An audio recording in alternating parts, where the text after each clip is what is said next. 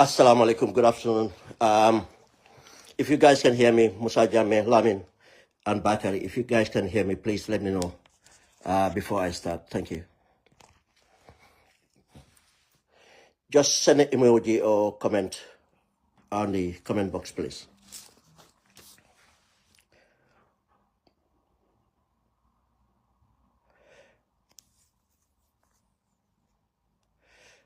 Anyway, I believe you can hear me. I've not seen any comment yet, but I believe you can hear me loud and clear. I'll try and do a brief reaction to Barrow's Tobaski message and Babali's interview. And these two are important to what we're going to discuss next, which is to analyze by looking at certain indications as proof that Gambia have been left behind and Barrow have wrecked and is wrecking our sovereignty. And if we are not careful and manage the situation, we are going to regret the situation that we are going to find our country. I have had the interview of the Banjul South MP Tumanjai, which I'm very happy about, the sense of urgency and pointing to that we need to come together in order to bring about change. And this is not about winning elections. This is not about any individual political party taking position. No. This is about Gambians for that matter. It's not about politicians alone. This is Gambians getting up to bring about change, a meaningful change. Because our sovereignty has been lost. Our sovereignty has been lost because of the corruption and the recklessness of Barrow. That's one part of it. That's the economic part of it. But we will try and look at the effect of the corruption, what it does to our country. That will destabilize our country. Because the corruption is the catalyst of destabilization, as we talked about this many times. Sierra Leone was not that because of the Mende, the Fula, the other tribes hate each other. No. They coexisted, they lived together for centuries. But due to the corruption, creating that small elite or 1% of the population living beyond their means, while the entire population are living in a condition of a slave-like situation. The same thing happened in Liberia. Same thing happened in Ivory Coast. And we all know that these countries were wealthy. I mean, they are still wealthy by standard of what they have in presence in their within their territory. Diamonds, gold, and timber, forest, rain, water, agriculture, everything else. And they can develop what it needed to change the condition of people. Places like Sierra Leone had universities, God knows for how long. But what did it end up, getting to? A civil war. It's important to look at this in economic terms as well. But let's look at the political terms here. And this points to Barrow's Tobaski speech, or whatever we call the message. Compare to that. If you didn't hear what Jomai have said, this is not about having a complex for Senegal or looking up to Senegal or anything. But this is just to make it easier for some of us to see the contrast. But common sense dictates that if you are to address any situation, any forum, any gathering, or anywhere that you are given a voice to address, you should make sure it's relevant to the day, the event, and to the people you are addressing. It doesn't need a speech writer to write some of these things. It should come from the heart. It should come from the head. It's not a political statement. It's a statement of leadership.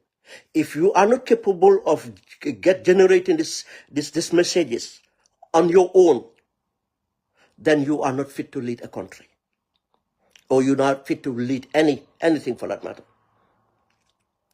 We witnessed Barrow reading a message, a long message, which was a political message. People call it a policy. I didn't see any policy there. This is a political message. It was not a policy message, unless those people can't differentiate a policy and just a political rhetoric. And it was not the day for it. Just to give the examples, in every speech or any address, you start with the beginning, with the middle, and the tail end. That's the closing remarks. In the beginning, where you greet the people, present yourself, greet the people, and the middle is by the essence of why we're here, and technically, close it with the thanks and wishes or prayers or whatever it is that you need to do. That's what it is.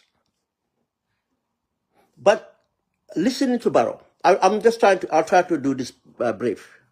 Listening to Barrow is, at the beginning, whether the recording was cut or not, but it's just straight on without even giving the appropriate greetings of the day of Eid al-Adha, or what we call Tobaski.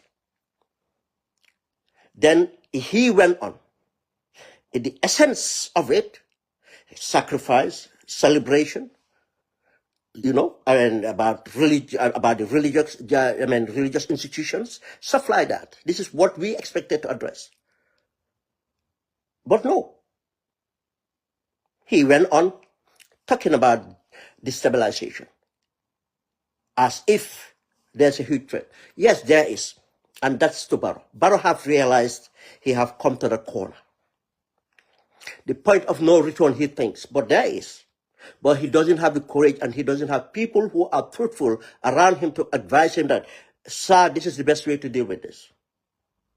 Face up to Gambians and, put the country back to track. How do you put the country back to track? Declare that you are not interested in running to term, and you want stability and everything to continue, the democracy to continue, and you are going to ensure that you are going to, resolve your cabinet and bring in a cabinet that will direct to reform, do the democratic reform necessary to make sure we have our elections in a frame and timely manner and have a transition, and you go there and be dealt with. And there are other negotiations on the way that goes with all this, at least to save something of it. But he doesn't have the courage to do that. He doesn't have the people around him that will give him the courage or give him the advice. Because all these people, without Barrow being in government, they will be nobody. They will be nobody. Be it those from the diaspora, be it those from whatever you call them, technocrats, advisors, or businesses, or whatever it is, they are all doomed. Barrow created an environment for them that they can thrive. It's not an environment that is fair, that people can hit their potential. No. This is why he will never have the right advice that he necessarily needs. He have realized now that if he happen to lose elections, and this is the worst thing, if he decide to give up and not to run third time, I can tell you he is in a better position. To save himself. He is not likely to go to prison. He might lose some of his assets and stuff like that.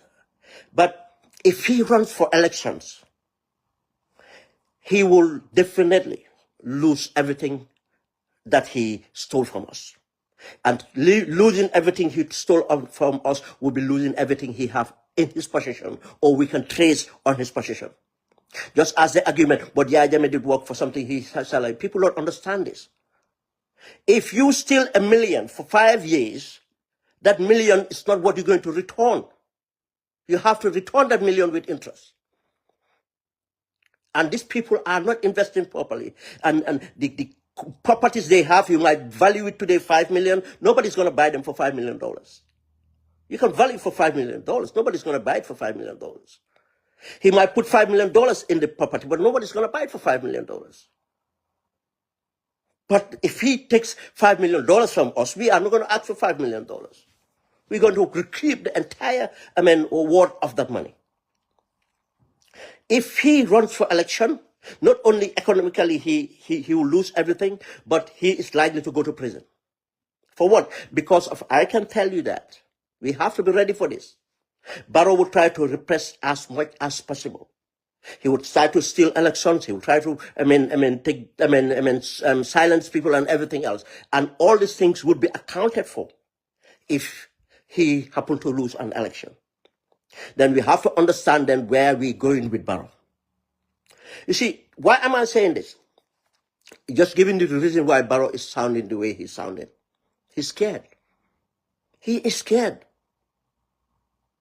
It's not looking good. I'm not going to go into their internal politics, but we all know their internal politics is toxic right now.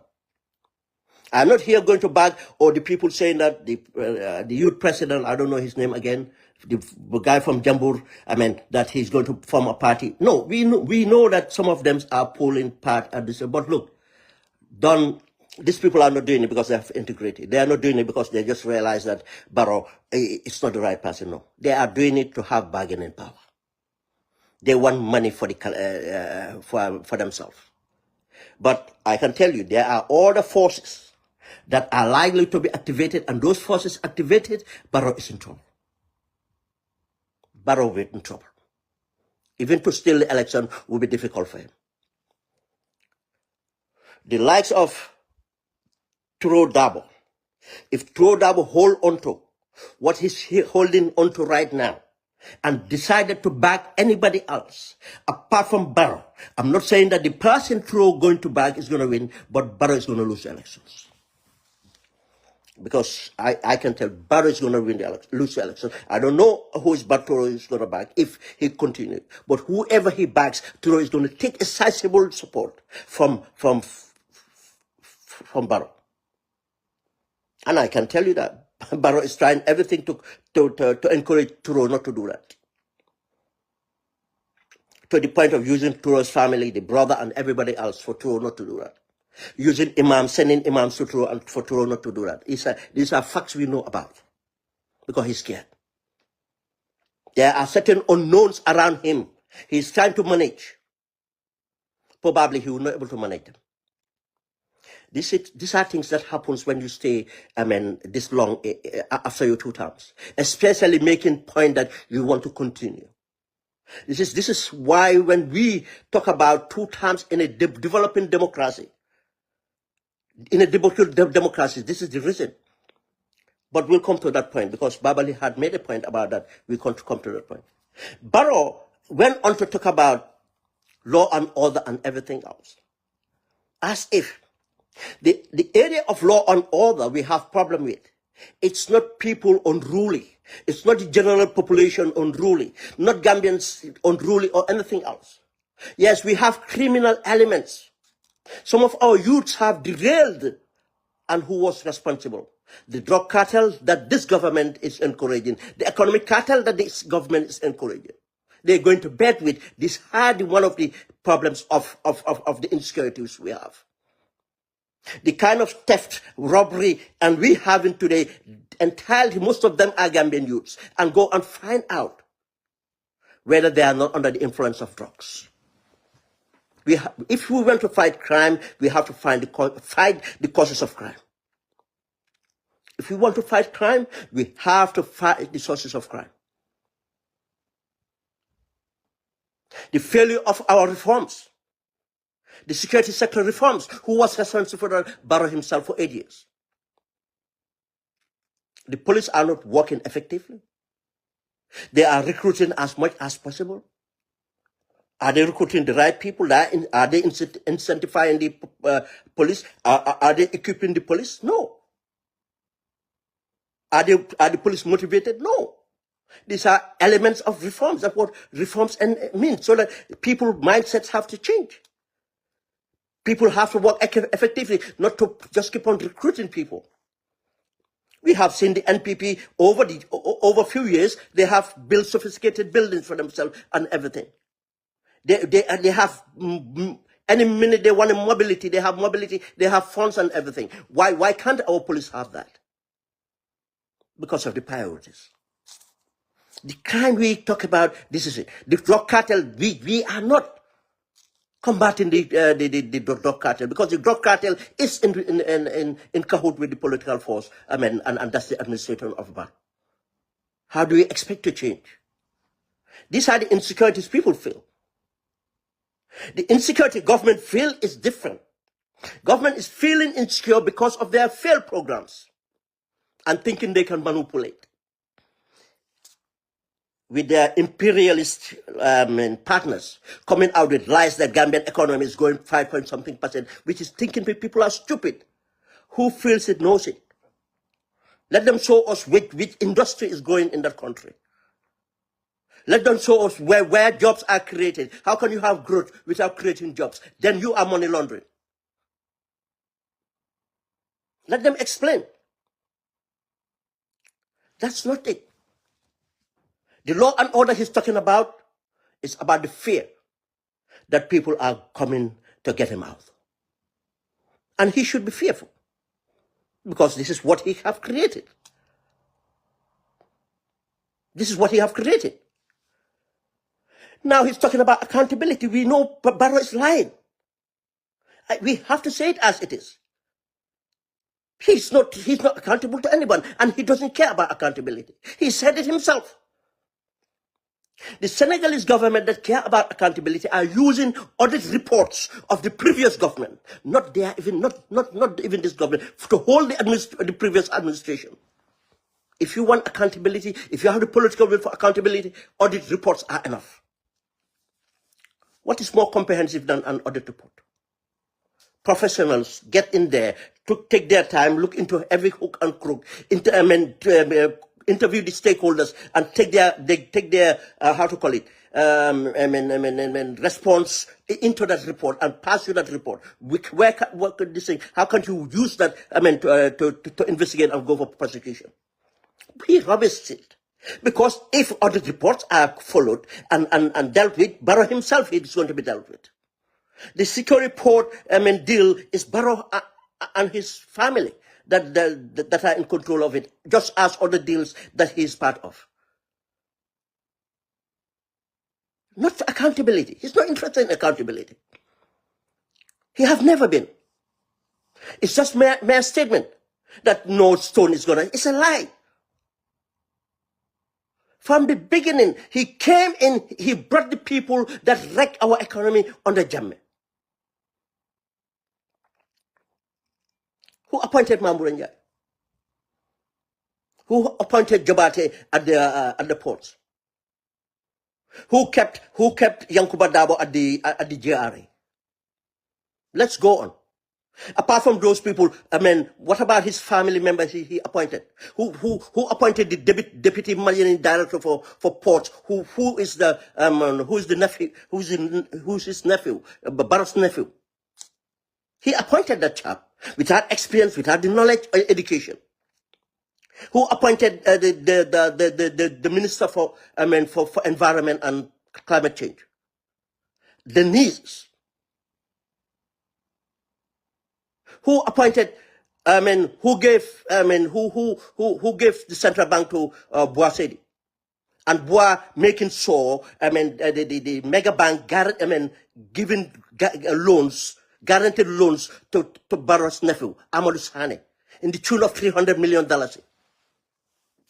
Most of the rice, so-called import sales government is doing is under Amadou Sane. It's generational wealth for Barrow. Is Barrow, ready to fight corruption? How can Barrow fight corruption? He will never. But he's talking about due process. When did Barrow ever, go through due process?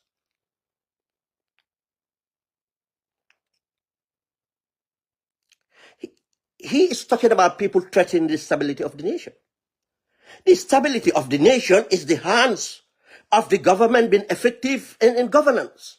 With this corruption and everything going on, that's why he is feeling threatened.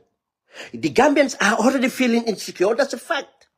Due to his mishandling of the country for 8 good years, to God say, no security sector reforms, encouraging the drug cartel, encouraging corruption. What do you expect? But he's not talking about that stability because he will never talk about something not affecting him directly. Recently, when they alleged that armed robbers went to Majum Estate, what did he do?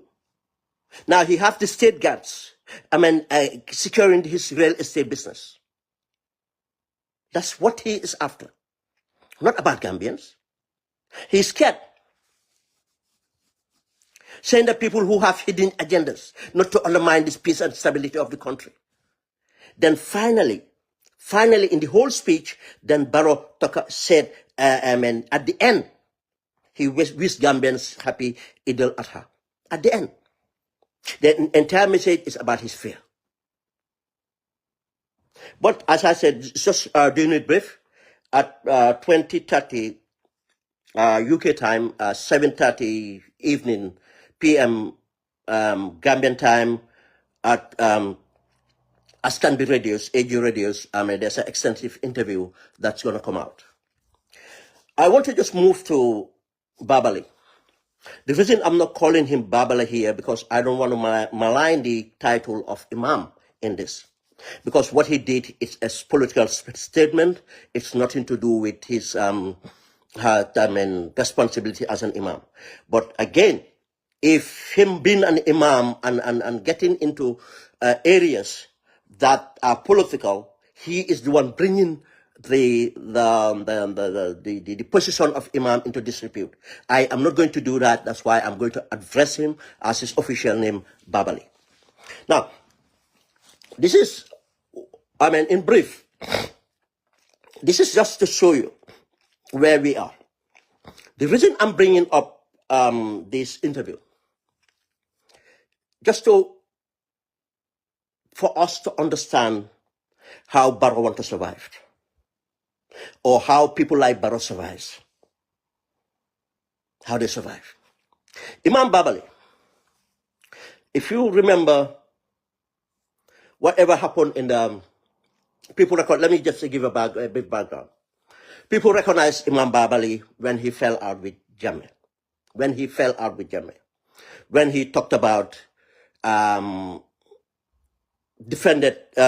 against Jammeh for Jammeh murdering people, which we all supported.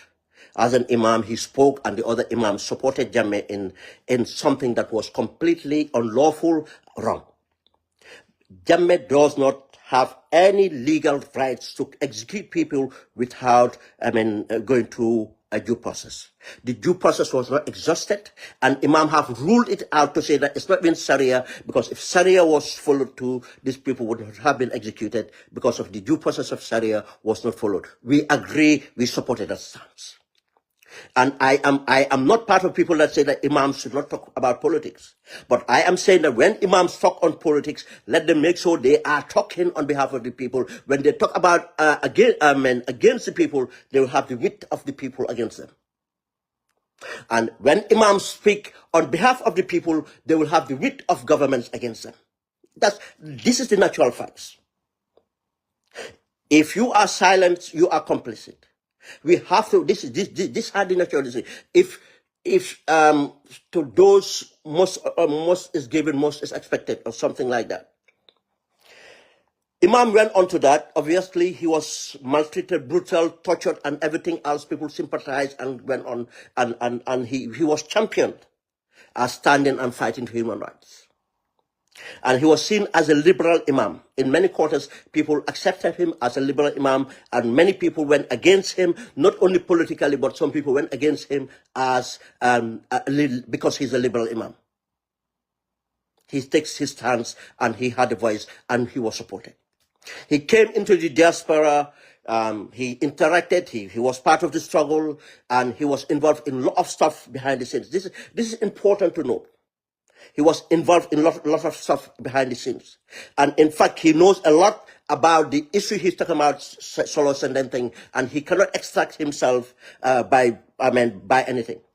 I only spoke to Imam twice in the diaspora. Twice. And both times he consulted me. I have never taken my phone to consult Imam or speak to him. He reached out to me, and that's private. But just to give that context, to say that I know more or understand more, know Imam a lot. Imam, or Babali, sorry, again, went back to the Gambia. After everything, this thing, he left the diaspora and we went to the Gambia. Now, Imam went and established himself with the establishment. This establishment, I said, because he went and positioned himself, and he made a political statement which I reacted to then as well.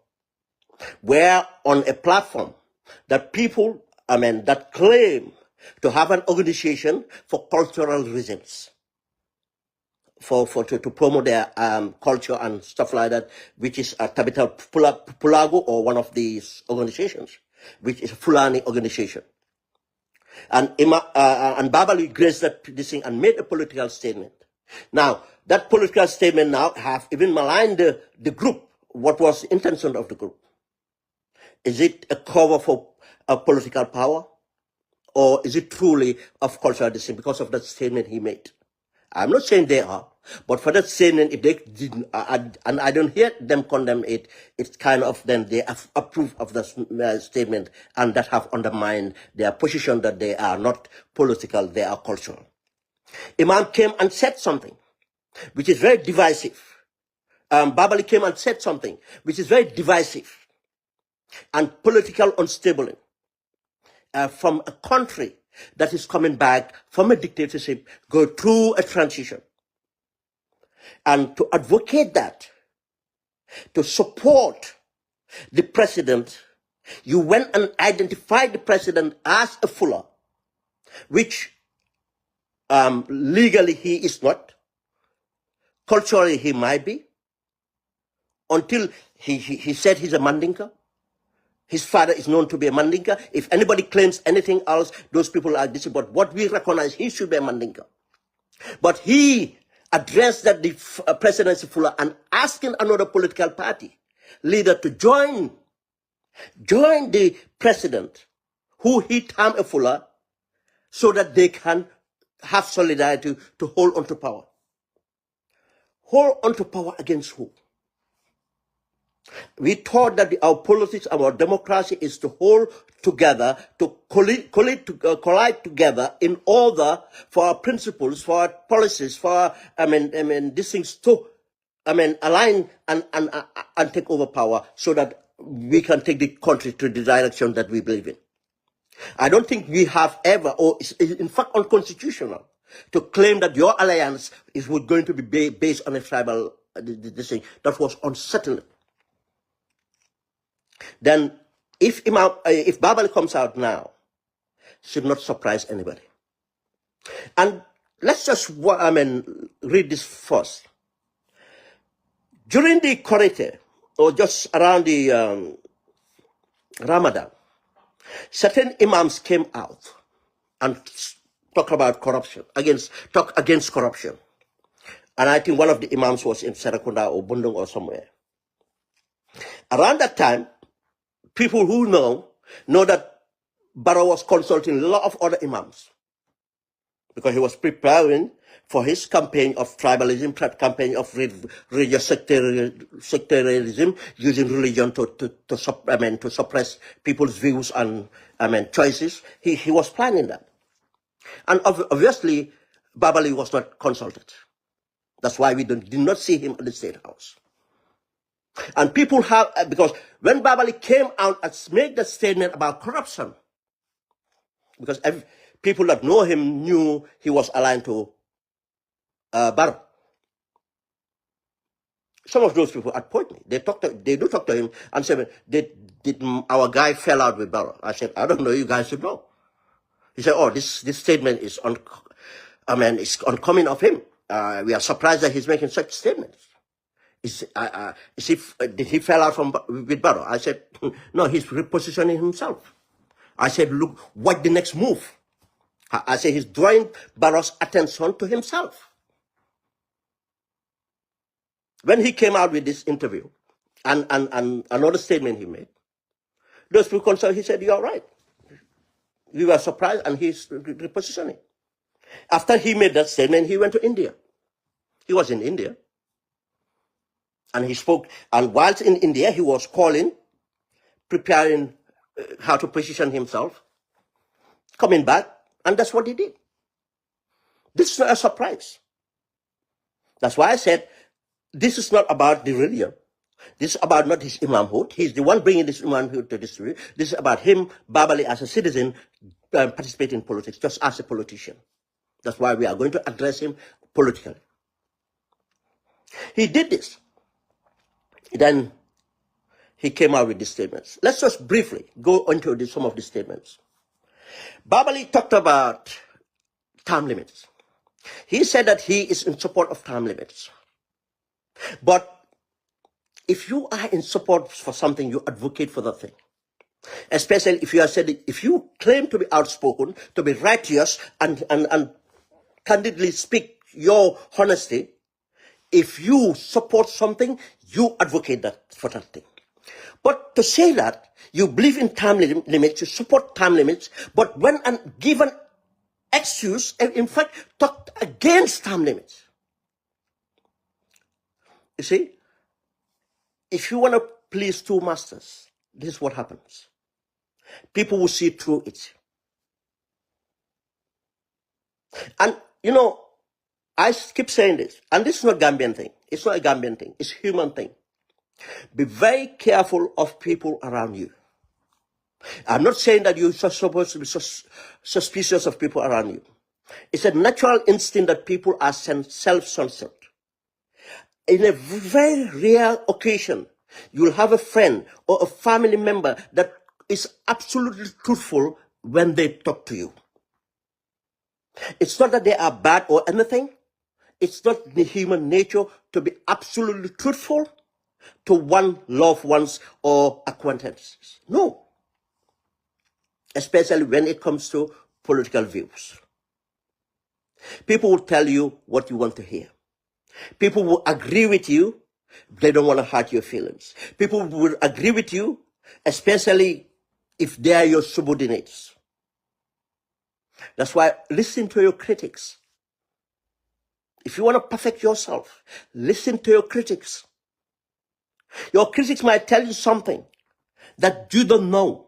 You are committing. You might not intentionally be committing or doing something wrong or saying something wrong, not intentionally. You are not realizing it. If you listen to your critics, that's where you pick it up. Wow, okay, this is how I am. This is the way I am coming out. But people like Babali and others, this is a fact I know, because I talk to many people who talk to Babali. And I'm surprised the things that the views they have of saying that Babali having things wrong or this is it. But I know they are not telling him. But I am not judging those people. This is what happens in human nature. Even the white people do that. Indians do that. Arabs do that. Black people do that. Africans do that. Gambians will do it. But now, for Babali, if you are not careful, this is where you get it wrong. Because you think that you're convincing the people around you or people are agreeing with you, then those views are right. The views which are right are the views that you are truthful of, that you have the intentions, you are not trying to persuade people in order to be seen in a different light. You are saying it as honestly as you know it. You will come to very truthful. And if you commit mistakes, people will see the mistakes, or this is just a mistake. But he's been very truthful because of the total context of the message. This is what people will view. Honest people, I mean. Now, if Babali said that, or for me, I like time limits. No, that's a caveat to keep the people that he feel are going to criticize him. Oh no, Babali did not say that he support third term for Barrow. No, Babali spent more time supporting the third term for Barrow than against the third term for Barrow. He did not against the third term for Barrow. There's no point in saying that you believe in third term. If I believe in third term, I am not going to advocate for anybody to have a third term or try to justify a third term. And let's say this again. When we talk about third terms, it's for good reason. It's for good reason, for good measures. Why? For developing democracy. For developing democracy, we advocate for third term. For developed democracies, third term doesn't matter. That's why America is still a developing democracy. That's why they can easily swam into a dictatorship right now. They swam into a dictatorship. If it was a developed democracy, Trump would not have been a candidate. I can tell you that. Trump would not have been a candidate if America was a developed democracy. To get the development of democracy is the awareness of the people as well. Americans are not aware. It's a pluralized society. All these billionaires did was put in money and invest in a campaign strategy, and people went the other way. For the country that have voted a black person twice. And next minute, they voted for a Nazi. Just tells you, how aware they are. For them to realize after 3 months that everything this guy was saying, it wasn't true. How did they buy the bait? That's why when we talk about democracy, it's about developing democracies. In the United Kingdom, he's citing the United Kingdom. You know, United Kingdom is even unique to the point that we don't have a written constitution.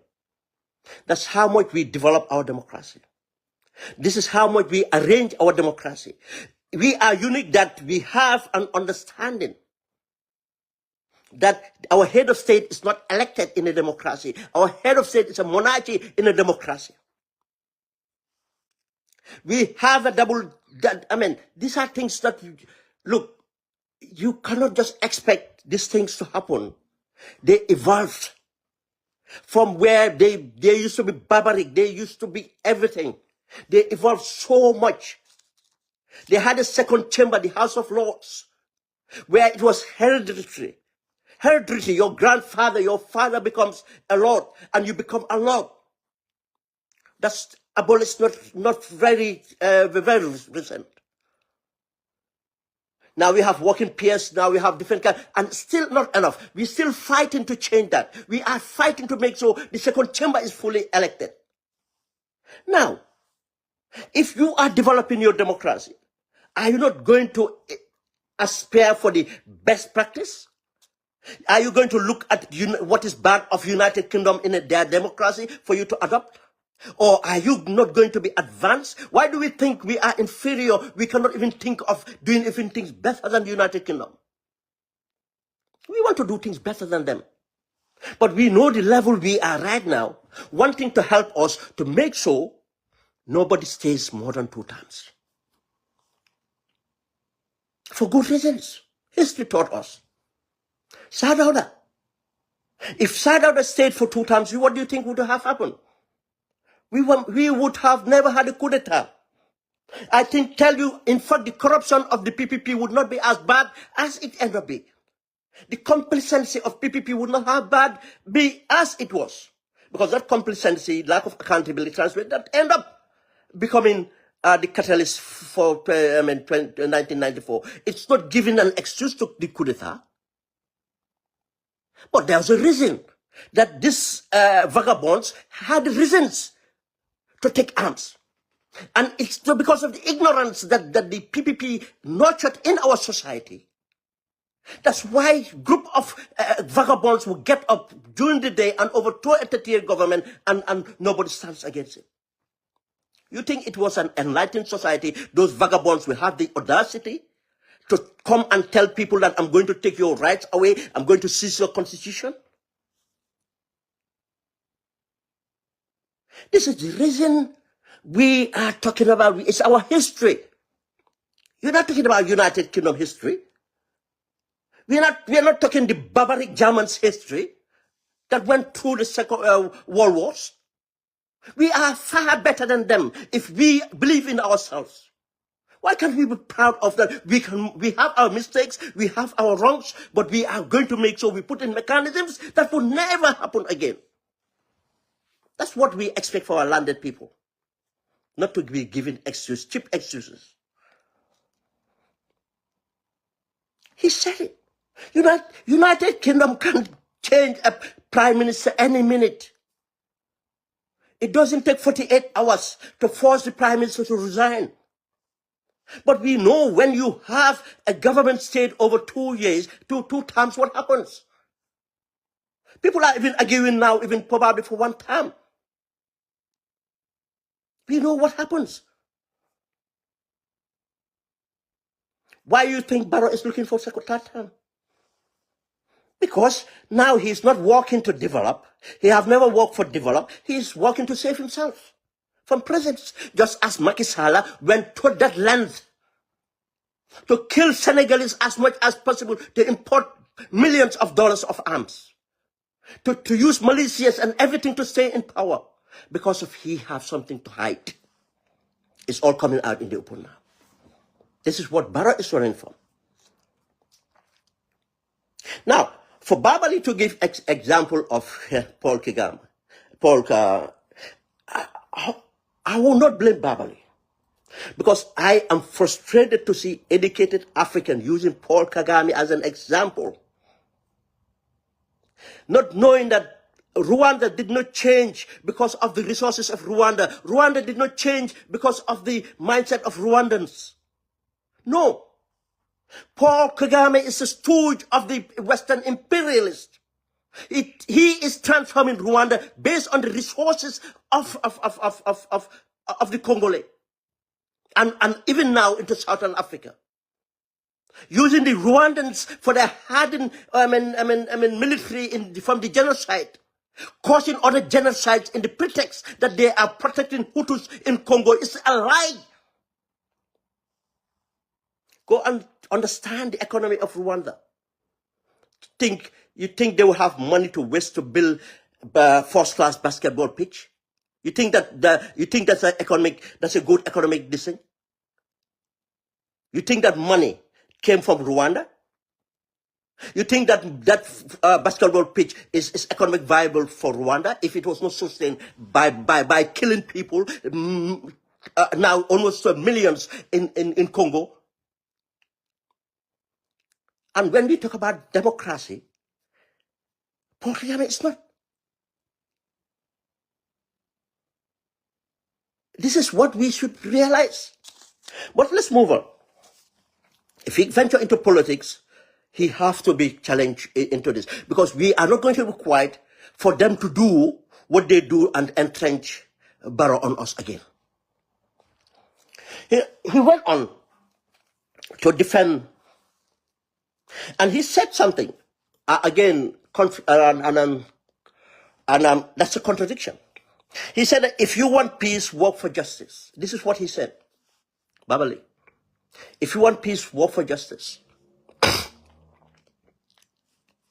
few weeks ago, he himself said that justice was not delivered for corruption. But him being a victim and be a chair of the Human Rights Commission, the victims are not receiving justice. The reparation for victims for almost 8 years not paid. And it's not the lack of funds. Why do we have to wait for someone else to give us to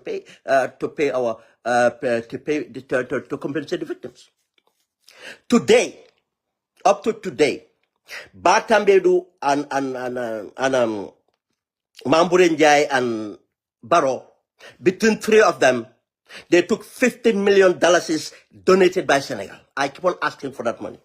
Nobody can say that it did not exist. It's a fact that that money was given. It's a fact that they opened a bank account separate from putting into central bank, and who benefit from that account. Mambure will one day have to testify. Batambi would have to testify. Barrow would have to testify. That $50 million dollars would have gone a long for our victims. How many of our victims are dying and suffering?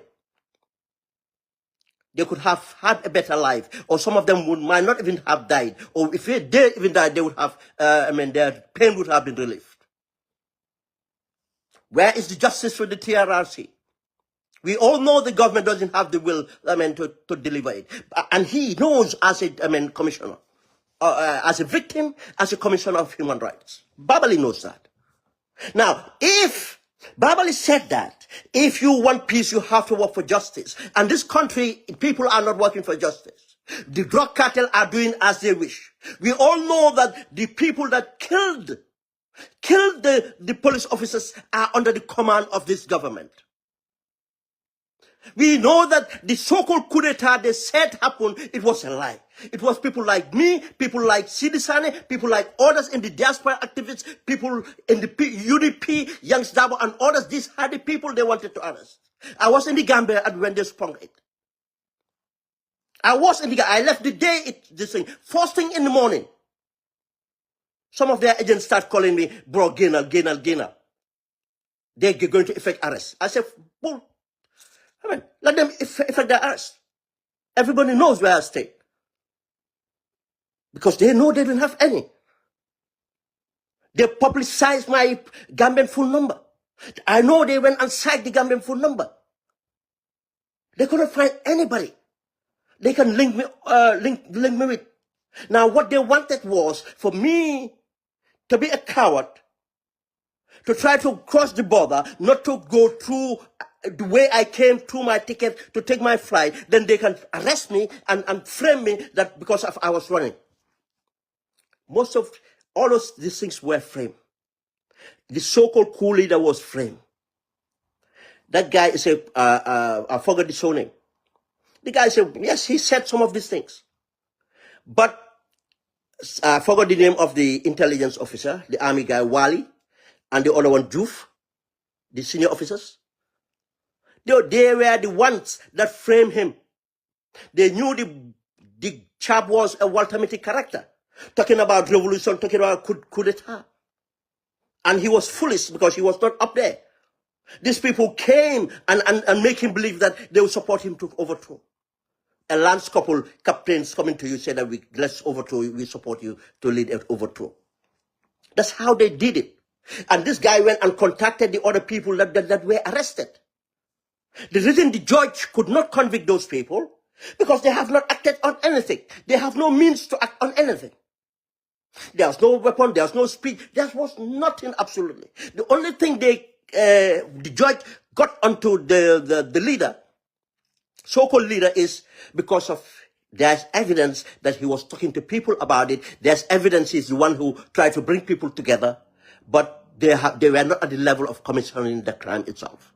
But he have the conspiracy, he was conspiring to do this. But the people that got them to him are from the government, that Wali, I forgot the name, and that Juf. People are not stupid. Where's the justice? The drug cartels are running our country.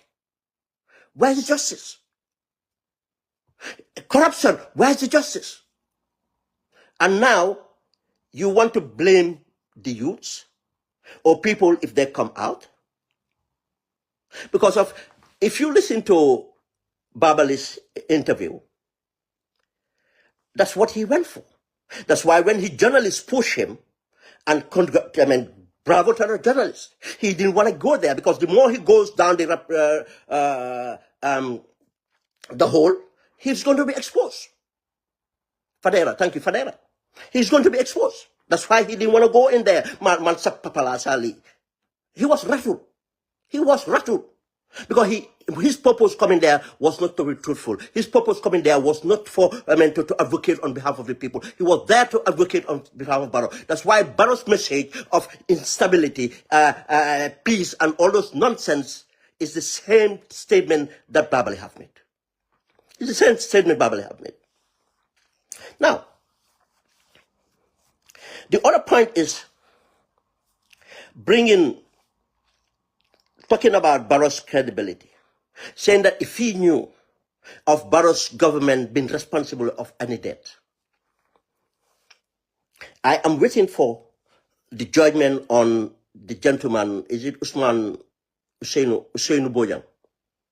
The judgment comes and Usainu Bojang is released. I am waiting on Babali to be the first person to call the government to produce the people not killed. Because we all know that the government have never looked at the suspect, because they know who the suspects are, because they contracted this killing. They went and framed a gentleman. Every bit of what they tried to put through the courts was, false information. And even the defense is coming out even to prove more of, the intentions of the government to frame as an innocent this thing. I'm expecting Babali to come out if that chap is released to ask for it. But again, is it not Babali being at the Human Rights Commission?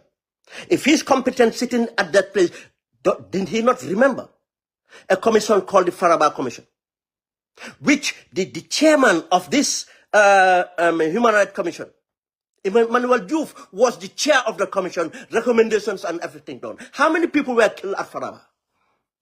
Babali didn't remember that. Babali cannot remember that because he never advocated for them, because he was already on this other side with the government. Then he was present. He was well informed. The outrage was too much until Anti-Fatmata Chatambajang had to come out and address the public. We all seen what has happened. He cannot claim to not know that Barrow's government have been responsible. And the only reason Barrow's government have not held the PIU to account is because of they created the situation, and the PIU are under his administration. Because of they took the land from women gardeners. They took a land from the villages. They disrupted the ecosystem. The women gardens started to be, salt intrusion and other stuff. And when people demonstrated what happened, they were shot point blank range. Point blank range. That's why they died. When people die from gunshots, it's because most probably is point blank range, under 300 meters. And this is about even 5 meters probably, because it was that confrontation. All they had to do, they don't even have to carry weapons and this to confront civilians. They have to carry their riot gears, and they can control. But no. Again, the failure of that operation too is down to security sector reform as well. Now, Babali went on to talk about, again, this is bringing the commission, the Human Rights Commission into disrepute. Talking about solo sending. And trying to malign the diaspora. And I said, Babali know more about solo sending going out than me. Because I only knew the day it happened. In fact, I had to walk out my class. Because when I got the messages, where are you, I said, what's happened? They say, oh, there's a demonstration in the Gambia. I took an excuse and left. And I started contacting people from the bus. But he knew well before.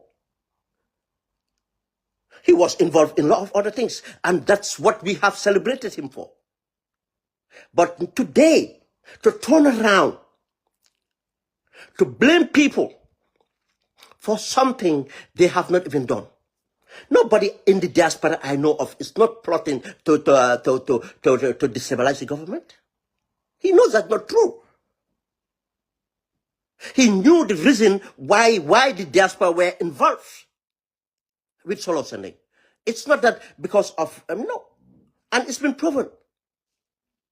Some of the people who were involved in this thing were involved in the Gambia themselves. But to bring solo sending family, to reduce, try to undermine the legacy of solo sending as if solo sending went out there so that his family can be rich or wealthy. Because once you question, or once you make certain statements to people who fought for a cause, you are undermining. And he knows well that you don't talk about the death in any negative way. And he knows that negative. It was intentional. Saying that his family are suffering or whatever it is, and which is not a statement of fact.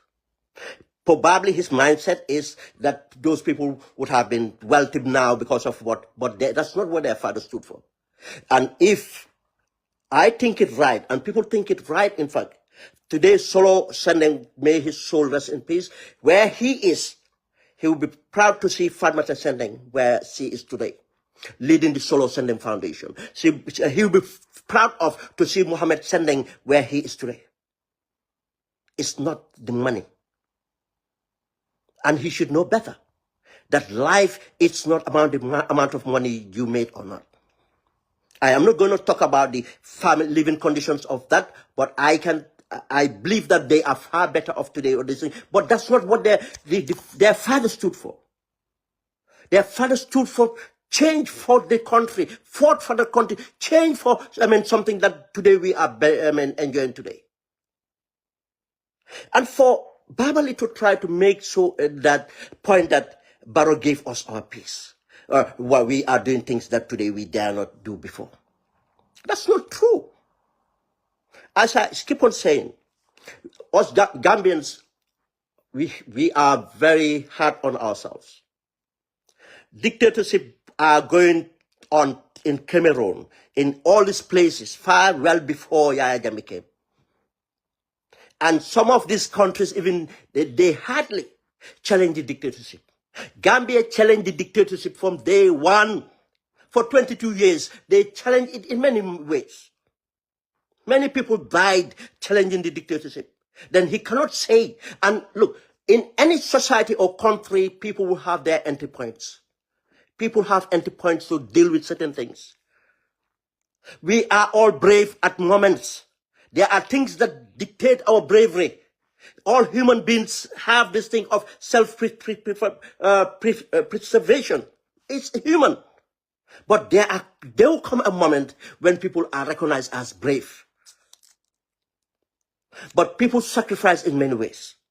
And people who sacrifice not for their mothers and children alone, they sacrifice to the entire nation. That's why their recognition is a national symbol for what we have to celebrate them for. But Barrow did not give it to us. He knows that. He knows that fact. People cannot even recognize who Barrow was. It was not about Barrow. It was about, and I keep on saying that I will never regret. And I know some people might at times be frustrated and say they regret. No. Change is a process. Yes, what we aspire for, it's to make sure we have what we want the way we want it when we want it. That's human. But it doesn't happen like that. Senegal, to get here, they have evolved with many forms of change. They have gone through many struggles. And we have seen the struggle they finally went through in order to bring about a new breed of leaders. And this new breed of leaders would recognize that if they dare try to be, of course, I can tell you, they will see what will come onto them. People evolve, politics evolved, change evolves. Ghana today went through what? Dictatorship, went through, and these things. They got one of the worst corrupt leaders after Rollins. The CAFO, these orders, they tried. Now they have, circumstances have even come to a level now, they have their true leader. We are witnessing now the transformation that Ghana possibly can have. Gambia, that's what we want. That's what we aspire for. That take out Jammeh and everything we bring up will be right. It's disappointing. One thing we achieve, it's our human rights. And that was the first priority, and that was the motivating factor and everything for the fight. If Jammeh was just corrupt, I think Jammeh would have been there longer. Jammeh, people took on Jammeh because of what? More because of the human rights. It was not because of corruption. Now we achieved that. We fought for that human rights. And we know that Barrow would not maintain that human rights. No. What have Barrow ever promised and maintained? Not term limits. Not to fight corruption. Not to empower people. Babali knows this. You see, that's why I said the reason we are responding to Babali, as Babali, the politician, we are responding to.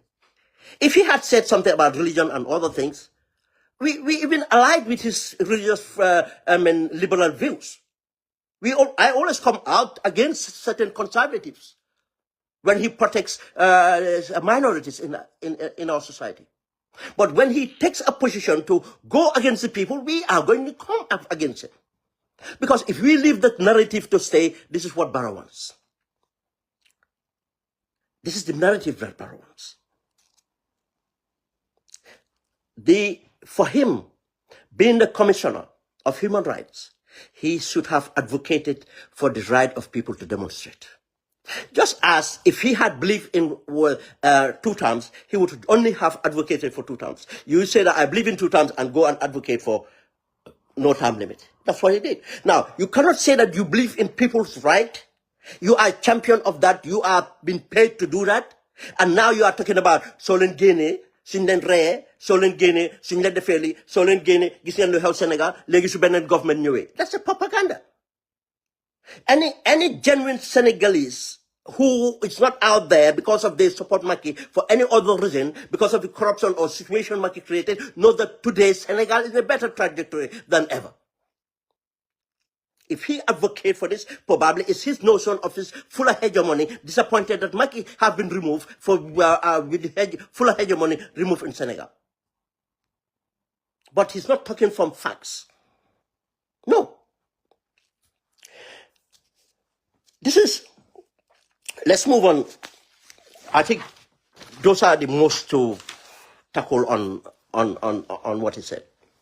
Now, the other bit I want to talk about here, and it is very relating to what is happening in the Gambia today. But where Barrow is, what led Barrow to where he is now? This generational wealth. This generational wealth. And it's interesting to note that.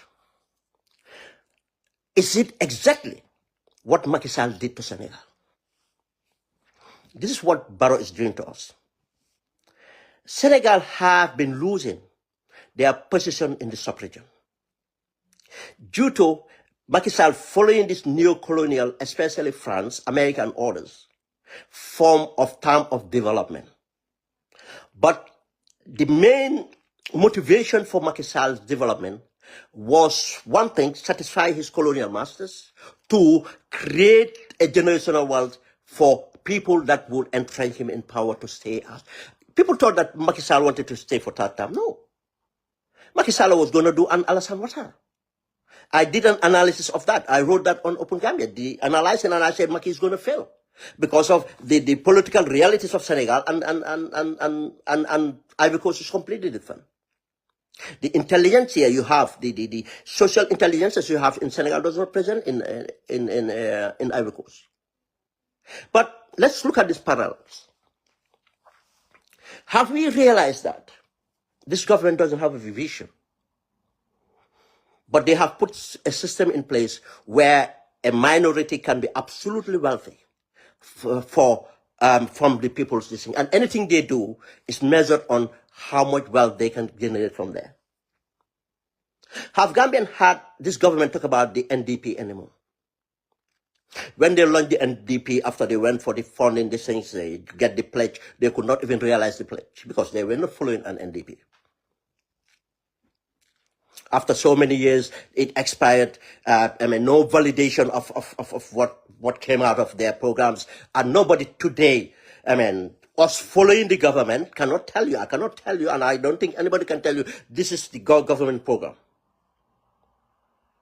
You know what this called Jahas Bahas. And Jahas Bahas, what actually means is putting everything together, mix everything together. Just like what Barrow said, Mbahal. It's just like Mbahal. That's what they do. And all they are thinking about the Mbahal is how much they can enrich themselves. And these people are filthy rich right now.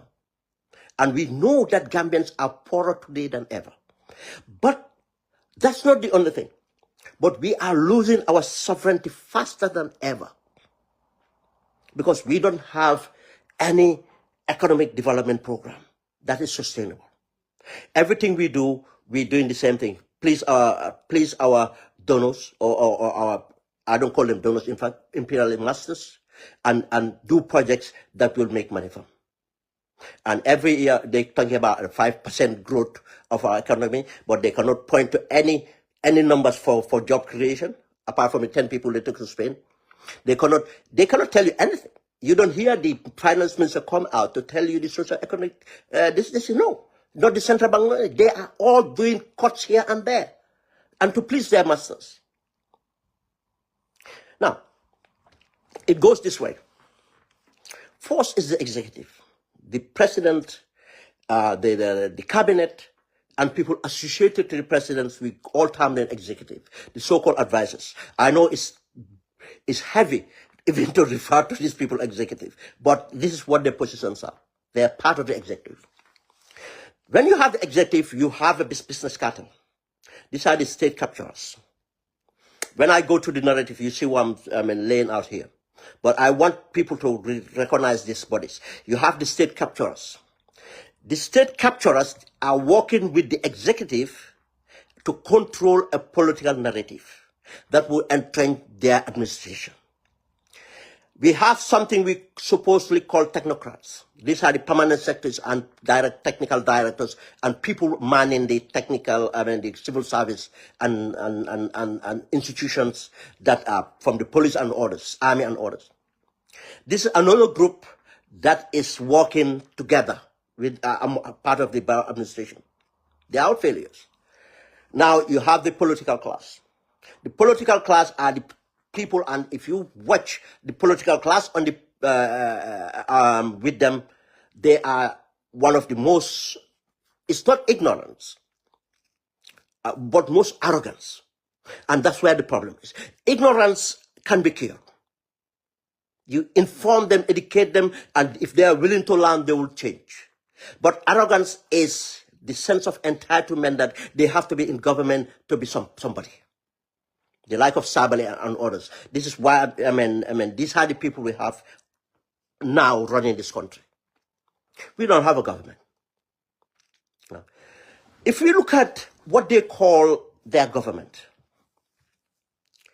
it's not driven by a vision. They don't have a vision. There's no program to say that this is the program we're following. You might not like the Jawara government, but they would dare come out to say that we are enforcing an economic recovery program. We are going to retrench 2,000 people, 6,000 people, 4,000 people. We are going to do this, diversify this. We are going to do this. They will say it. They will put a monitor that they will follow it through, and and they will consolidate to say finally this is what the outcome is. Now we are moving from the ERP. We are going to a sustainable economic, whatever they call that one again. They will go on programs and orders. You will not hear these people say that. Oh, we're building roads. Now, they will go to say that they are building infrastructure. We know infrastructure alone cannot stand, will not be sustainable. And when they say they're building infrastructure, it's two things. IMF World Bank. We all know why the IMF World Bank are always happy to put money where it's not sustainable. It's deliberate. It's deliberate. You think if it's not deliberate, you think the IMF would have choose to put $20 million to build that hospital in Faraba, for government to put $2 million. But go and look at the design of the hospital. To maintain that hospital, if that is evaluated to tell you to maintain that hospital, the structures of the hospital and everything else, the budget would not be sustainable. We will not have that money. We are not even talking about the patients yet. No. The human resource that necessary to maintain the hospital is not present. Why would you put the cart before the horse? Right now, if a lift, an escalator, a scanner, anything spoiled, we have to go to Senegal to bring it. How much does it cost to do that? This is why you see, because of it's not in their budget, they end up abandoning CT eye scans. They abandon this, they abandon that, they abandon that. It's not sustainable. But this is something white elephants they want to present to say that they are developing. And in order to control our expenditure, for us not to spend on agriculture, for us not to do that, and do this, they are happy so that we can continue to be dependent. If you see the American Chamber of Commerce advertising for chicken, American Chamber advertising chicken in the Gambia, just imagine that. It's a market. Why should we be ordering chicken from America? Is it not cheaper to breed our chicken? Why would you support us to be importing chicken? I tell you today, if Gambia said, no, we don't want to import chicken anymore, we'll be troubled because we are dependent to that. These are kind of policies. They don't care about these things for them because however expensive thing is, they can afford it because they keep on stealing from us. Now, the development they're talking about, infrastructure development talking about, if it is donor-driven or extended funded, it's something that benefits the colonial masters than us. It's not sustainable. It's derailing us. And they control us. The other thing they do about their projects, which they consume themselves, they design for themselves, just one thing is about the roads. They go out there. Gambia Central Bank is printing money. They are not telling you. People are thinking it's just because of trade deficit, the dollar is losing value. No, they're printing money to pay the internal debt. I can tell you this. They're printing money to pay the internal debt, domestic debt, borrowing. This government went up without us and just borrowed as much as possible. Now look at those infrastructure. Who benefits? You see the people who design the projects. The technocrats, they will benefit because they get kickbacks from the people being given the business. Let's look at the Banyan project. The domestic borrowing. Everything they said to qualify that project was a lie. It was not pre-financed. And in fact, it was numerated in dollars. Because of after the pushback, they decided to take dollars. We know that that project was not worth over 50 million. Probably now it's gone to 80. Nobody's monitoring. It went for 55 million. Probably now it's 80 million. It's not worth that. And it was given to Hadim Guy. Now we know what Hadim Guy does. This is why the NPP gets money. This is where the politicians get money. This is where these politicians are retained. They give out money. They buy cars. They build their these things. This is where they retain. This is the system they play. And not only that, many other projects they do. The road construction, go and see how many projects are given to Hadim Guy. How much is given to other people. They are all paying something back. The projects are prices are inflated in order for that kickback to go to Barrow and the executive. This is how they do things. People thinking that the Barrow is developing. It's not developing. We are now suffering due to the dollar depreciation because of they have borrowed this money from the domestic market and put into roads, and that roads, you spend money into those roads, it takes time to build, finish building, the tax and anything conditions it elevates does not bring back money as far as the money is paid back. That's why people don't build roads in that way. People don't do domestic borrowing to build roads. They don't do that. People invest in productive sectors and yield dividend, and that dividend is used to build roads. Now, instead of using the domestic borrowing in order to invest, they are using to spend expenditures. Now they don't have money to pay. Now they are printing money to pay.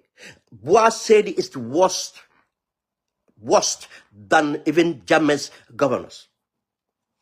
And we will not know these facts until they leave power. That's why they are fighting and doing everything to stay in power.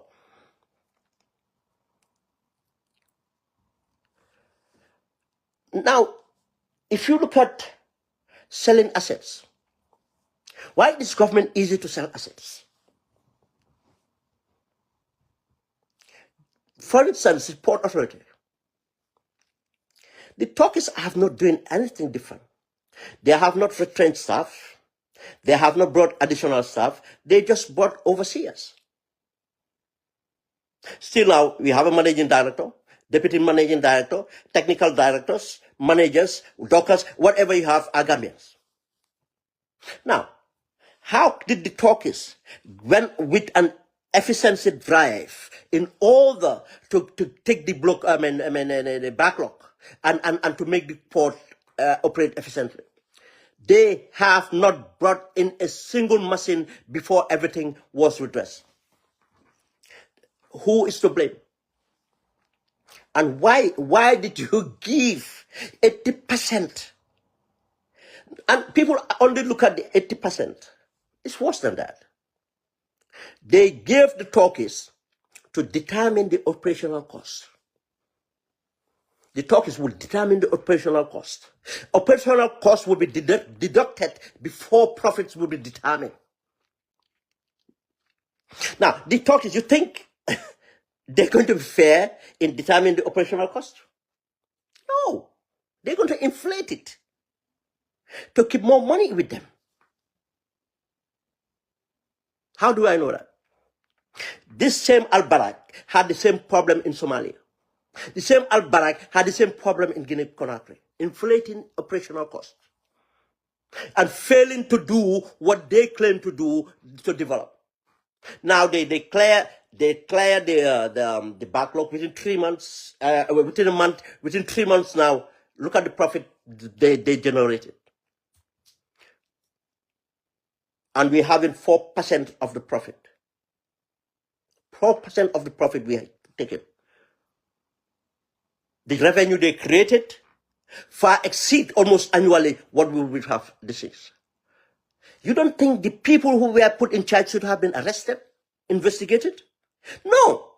Because if you have to arrest them, you have to arrest Barrow. You have to arrest the NPP have to be closed down. Because that's where the money goes. From the ministers and all, this is how they share it. The other thing the Turkish did was to say, Ja Oil, we are not going to allow you to hawk our the harbor. Still, the jetties or wherever the anchors, they are the same anchors built from the PPP. Same anchors from 1992. The Chinese built under the PPP contract with the PPP government. Still, that's what they're using. The Turkish didn't do anything different. Now, after they got the first dividend, profit, quarterly, guess what? Now they do in a PR. bringing some vehicles and other things to say, and how to call it, leveling the floor and putting that in the media as if they are investing. Those talkers are not going to take money and build you a new port. That's not true. It's a lie. If any Gambians believe that, you need your head examined. What traffic comes to the Gambia that you can handle the traffic in one port? Why build another port? Why build another port? These are commercial decisions. They are not political decisions. Politicians can do that in order to say that we just as we are building more universities. Businesses think about profit and loss. If I am efficiently running this port, why would I want to build a new port? Do we know the cost of a new port? Do you know the duration to build a new port? If you build a new port, what are you going to do with the old port? You're going to abandon that and it's still this thing? Do we know the technical difficulties of building port in open waters? Banjul is a natural harbor. Banjul is a natural harbor. That's why the Europeans selected Banjul, just as Saint Louis is a natural harbor. That's why they first settled at Saint Louis. But our technicians that were looking after this project, or diversification, or whatever you call it, they were not using their technical know-hows. No. They were doing what was dictated to them by the president and the people around the president. Sidin Jai got an apartment in Turkey for that deal. Fatou Barrow had this thing, apartment in Turkey for that deal. Other people got paid off. When they invited them to Turkey, they put them in hotels. They arrange women for them. They do other things for them. That's how they work on our technicians. I'm not saying all of them, but most of them. They wine and dine them, give them per diem. Oh, the government is not paying my per diem. But the government is not paying your per diem. The person paying your per diem is paying the per diem on behalf of the government, or because they want to steal take our resources. How can you be proud of saying my government is not paying my per diem? Who else pays your per diem? You think they're paying because of your surname is Suwareh? No. They're not paying it because of your private citizen. They're paying it because you're a technocrat. And they are going to influence your decisions. But where does the investors go? They have to go to the president. And that's where they knock the deal. And then the directive will come in. We want Al-Barak to have this contract. This is how they share the money. That's why the 1%, all of these people now taking decisions. You see how wealthy they are. Jammeh's time, most of them have chicken change, but not now. Go and find out their assets. Go and find out their assets.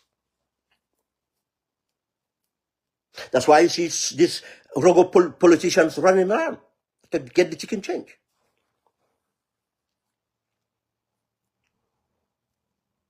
They sell our assets.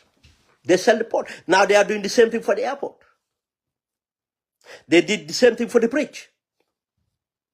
How can you mortgage a bridge brand new? Brand new. What's the cost of maintenance? Hardly any maintenance for 25 years. Yes, you might need inspections, due diligence, compliance and stuff like that. But not in any rigorous, maintenance will be done. Now, people don't see it again.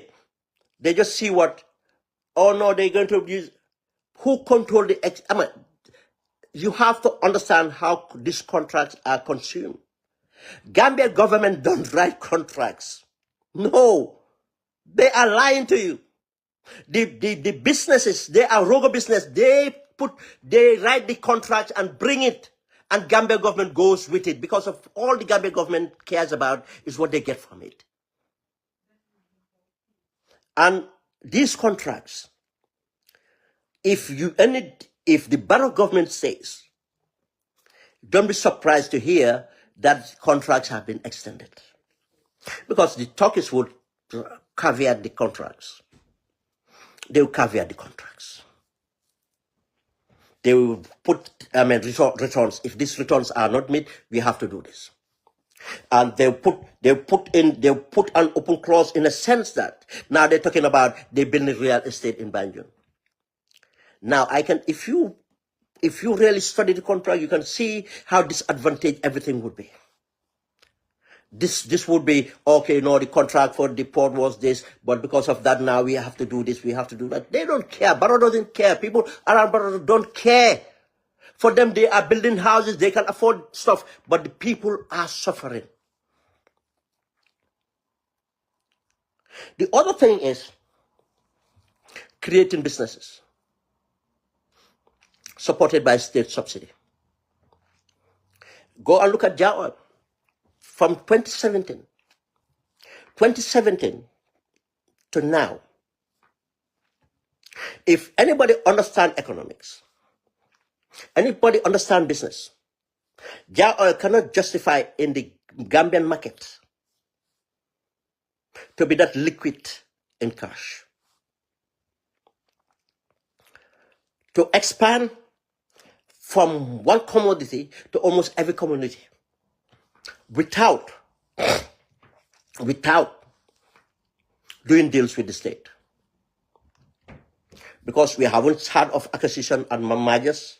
To expand companies, there's a route, there's a process to determine that this is I went into a merger, I took over that company that was already doing this. I came with 5 million and got in there, bought the potential, and this is why we are here. I merged. These are the things that you do, but it didn't happen. The guy wants something, he just go and do it. Wants something, he just do it. Where did he get the money from? If you go to the banks, he's not taking the money from the banks. If any Gambian take money from the banks, you cannot expand that quickly. Because we know the transactional costs for loans in the Gambia, even business loans. Then the government must be with you, giving you contracts. Most people, Gambians, don't know that Jar Oil was given civil engineering contracts by the government. When a brand new generator was brought at Brikama, one of the Brikama power stations, the civil engineer job contract was given to Jar Oil. Guess what? After 3 months or so, that generator had a problem. Because of what? The civil engineering works were not done competently. The vibration was not been, this improper, and that caused the problem with that generator. And many others. Just look at the monopoly created for Jar Oil for the cement. Look at the money, loans, the Badia $50 million. $50 million for a single Gambian? When that could have been structured? A government can intervene and make sure the loans are structured so that the critical economy will be, this thing, but no. Go and look at the duty waivers. $4 billion duty waiver. Who are they given to? The Senegalese guy, what's his name? Wage. Jar Oil. How to call it? Jar Oil, Q-Cell. Ababakar Jawar. Go on, the list. It's the same people who are sponsoring Barrow. $4 billion. And did it stabilize prices? No. Because it's not done to stabilize prices. It's money laundering. They are laundering our money.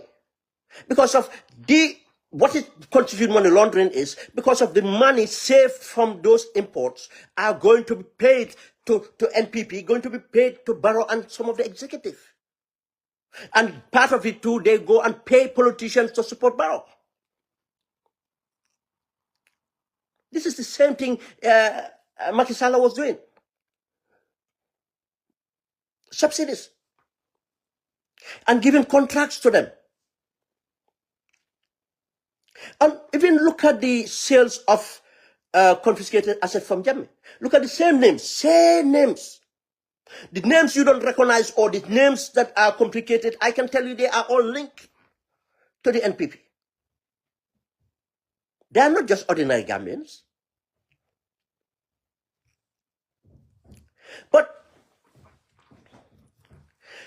the most controversial one here that actually made me to think of this program, you know, the prime land locations in the Gambia, they are all gone.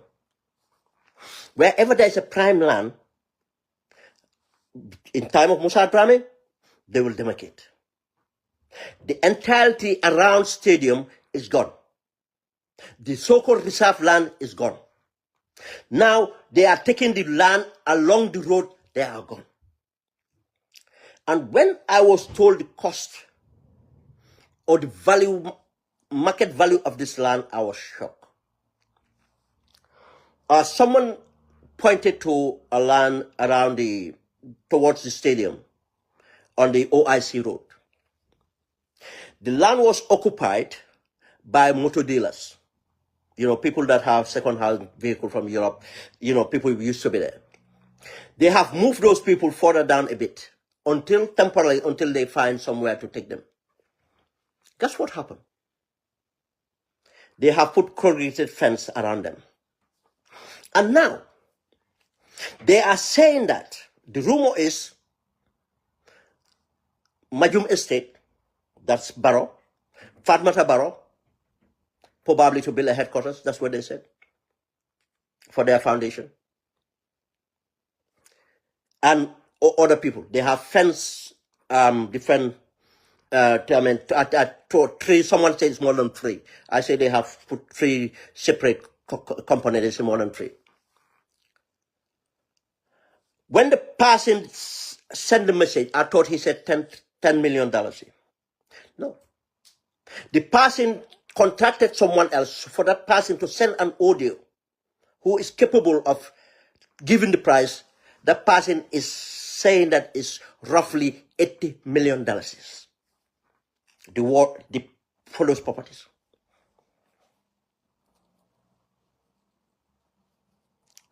$80 million. Not the entirety, whatever it is, measurements they have. And this is just allocated. And I was even explaining that there were some allocated before. Within a year or two, it exchanged hands and people made millions out of it. Who were these properties, land given to? Within themselves. Themselves. Ahmad Bass and others. This is exactly what was happening in Senegal. People who follow Senegalese politics, I just have to do this reference. Someone called Farba Ngom, something Sar, Sar and others. Farba Ngom brothers and others. These people, before this guy came to power, they even don't own their own properties. What they were doing, they were given land, prime land, to sell. And they were selling this land or turning it around and making millions. And this is how they were sponsoring their party and becoming millionaires among themselves. Farba was working as a porter at the airport. In the afternoon, he would go to the Rasulin place and, you know, doing the safara and mixing the bottles for Rasulas. That person became a multimillionaire. For his bail bond, he wanted to put land and money going to, millions of dollars, so that he will he will not go to prison. Just shows you the amount, and this is from 2012 to now. Where the guy's not educated or anything. There's nothing business he is into apart from selling land. He became a mayor. He became everything. This is what they practice in the Gambia right now. Exchanging land for properties in Europe and other places. Macky Sall did that with the hospital principal in Dakar. Adama Barrow wanted to do the same thing with the same person who gave a property to Macky Sall in Morocco. You know that land fence between Watna Beach and GPMB? That land, they said Yaya Jammeh owned that land before. Yeah, that was one of the land they were looking at for the person to turn it to a hotel. That big fund, when Ahmad became as a minister. Ahmad was running that negotiation. I don't know where it ended up. But they were looking at other locations as well to be given to that man for part of their transaction for one, for a property to be given to Adama Barrow in Morocco. These are things they are doing. They are making generational wealth out of land that should have gone to the people. Not a single house has been built for affordable, for people. Social Security cannot build and rent to people. Social Security cannot build and sell to people. If they want to use pensioners' money, the state would have to put in seed money. And a part of that will be given free land. And Social Security can come in. This is how Jawara government did it. Bakoto Estate was given land free. The money came from Denmark. I think it was Denmark, and they built the housing estate. Carnifin was given to Social Security free.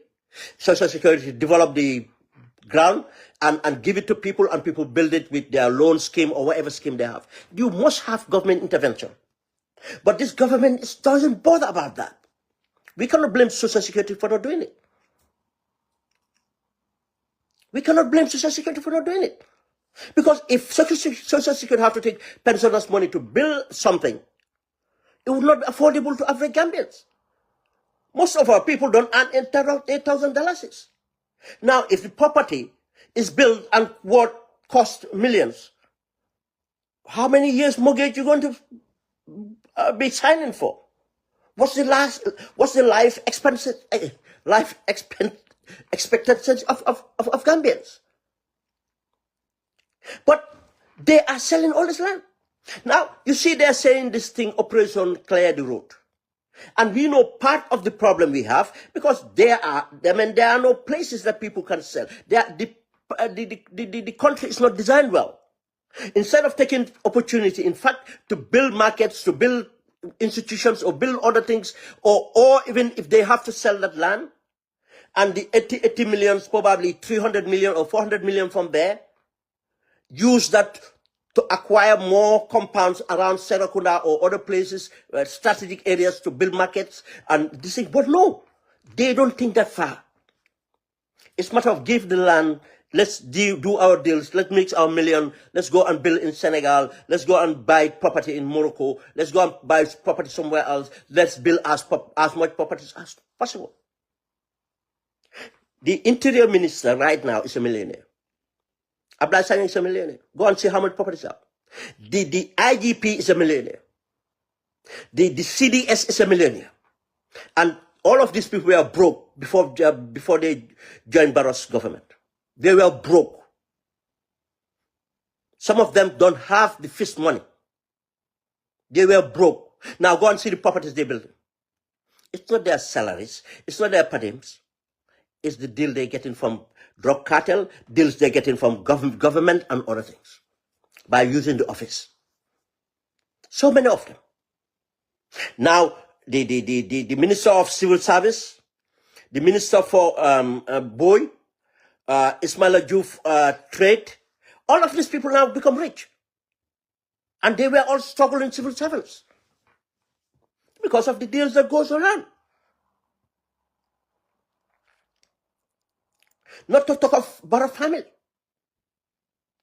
Barrow family is just a replica of Macky Sall's family. And you see now how they getting intermarried among them, the mafia.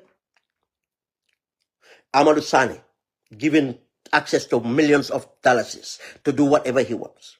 He bought a property in America. One wife is in America now. The other one is Canada. Njaga, the same thing. I think one of the wives is in Sweden. They are buying properties. They are doing everything. Mohammed Njai, the son of the Mr. Njai that brought up Barrow. Giving our food security industry, whatever you call it. He just bought a property. A property in Bakau Newtown, South, by hideout. Bought the property within 6 months. He built a mansion in it. For even him to occupy that position, he doesn't have the qualification to do that. They are. The land, not only that, not the ones in tourist development areas and others. Now they are giving land in Fonyi. Fonyi, people are, Combo, they have finished Combo. Most areas in Combo, you might see a bush.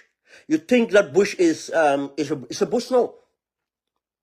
Walk into that bush, you see the markings. They're all holding to those land. They are holding, speculating, knowing that it's going to worth millions. They're holding onto it. They are not holding onto land to build estates for teachers, nurses, doctors, ordinary Gambians. No. Ahmad Ba lied the last time. What did he say? He said last December that by that December they're going to build how many houses? Not a single house is being built. Not even an area is demarcated for housing. The last minute they were looking at Abuko, telling you, oh, they're looking at Abuko to build a stadium. It's a lie. They're trying to demarcate that. This is what they're doing now. Selling it among themselves. Selling to make millions for themselves. Not to use the land for the people. Now they're going to Nyomi. They're in Nyomi now. All these prime locations, they are going after it. How can a country develop in this way? Can you tell me one industry, viable industry, or environment, what they have created for an enabling environment for an industry to thrive? Nothing. They wrecked Julbur. Now Senegal benefit from that. The tourism is wrecked. Our tourism is wrecked. Agriculture, we have seen what is happening to our agriculture. We are almost, the water, some areas might even start to listen. There's nothing, you don't hear no statement from the government. But that foolish agriculture minister is out there talking about politics. Because of some, people uploaded videos showing, reporting that Talib went to Foji. He's coming out to deny that. How can you deny something that's evidence? And why not concentrate on your decision? But again, who do we blame? We allow that person to be a minister for agriculture. The world we most supposed to be the most productive industry. Go and look at URR and other areas. All the areas that have been farmed, rice since Jawara to Jammeh time, they're all done down. Nothing has been done. For people to walk on that land, they will need the infrastructure to be built. The infrastructure needs to be built. It's not built. People cannot just walk on the land. And look at it. Up to last month, I'm not sure whether they finished paying the farmers. Up to last month, they didn't pay the farmers. What sort of development are we talking about? No industry. No economic program. One person tell me what industry they've been. They've been lying about creating 150,000 jobs. Every year they'll come out with that statement. Where are the jobs? That government can point to that because of our intervention here, we have created these jobs. They cannot. It's like a free fall. Now even the construction industry, they have destabilized because of the availability of cement. And the worst thing is, Gambia is polarized today than ever. There's nothing like they don't work towards social cohesion. No. Divisive, divisive, divisive. People used to blame Jammeh for empowering tribalism as a mechanism. This government is worst. This government is worst. We have seen. They started going to State House again. Their strategy the last time was label UDP a Mandinka party, then bring all the other tribes against UDP, and they did that, bring all the other tribes, and we had the move by force. My brother stand out there saying that if UDP wins, all the others will be going to Guinea, Casamance, and other places. They did that. They got away with it. But they realized the mistake they did.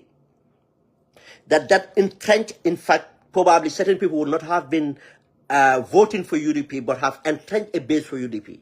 Now they want to undermine the base for UDP. Now that they're changing a strategy. This time around, that's why you see they inviting Mandinkas to State House. They're going to invite they inviting this Imam to State House. They're doing all that. Now, because they cannot invite the church to State House, now they are going after the church. Fatuma Barrow now saying that he's Fatuma Gomez. Everybody know me. I am a Manjago. I am this. But when the Manjagos had the problem in Teneng, we didn't hear Fatuma Barrow. When the Manjagos, Mariam Kunda, Senate,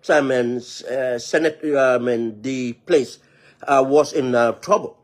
They were bulldozing the area and so on, intruding in their holy places. We didn't hear the government or Fatuma Barrow. But now you see, they're going to the church, and the Sabali that went after, Esafal for gracing an Ahmadiyya conference. Regardless of the reason, that's his private life.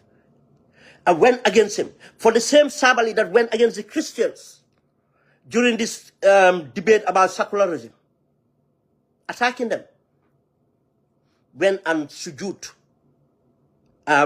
This thing. It's not about the religion. He doesn't believe in the religion. He's a hypocrite. Now they want to use all these divisive things. They will try to use everything. Now, another thing now they want to do is us, the activists, and us, the opposition, they are going to label us as people who want to destabilize the country. We have agendas. Now, that's fear of destabilizing the country they want to use. Why is the government not working to bring people together? Only divisive. This is what is making things worse. There's nothing like social mobility. Housing is getting more difficult. Education is like even the private sector of even the private education. These things I can tell you, most schools are not doing well. Our children are not doing well. Jobs are not created. Livelihood become more difficult. Man, these are the situation we have. But contrast this. Let me emphasize this now. What am I saying about our sovereignty?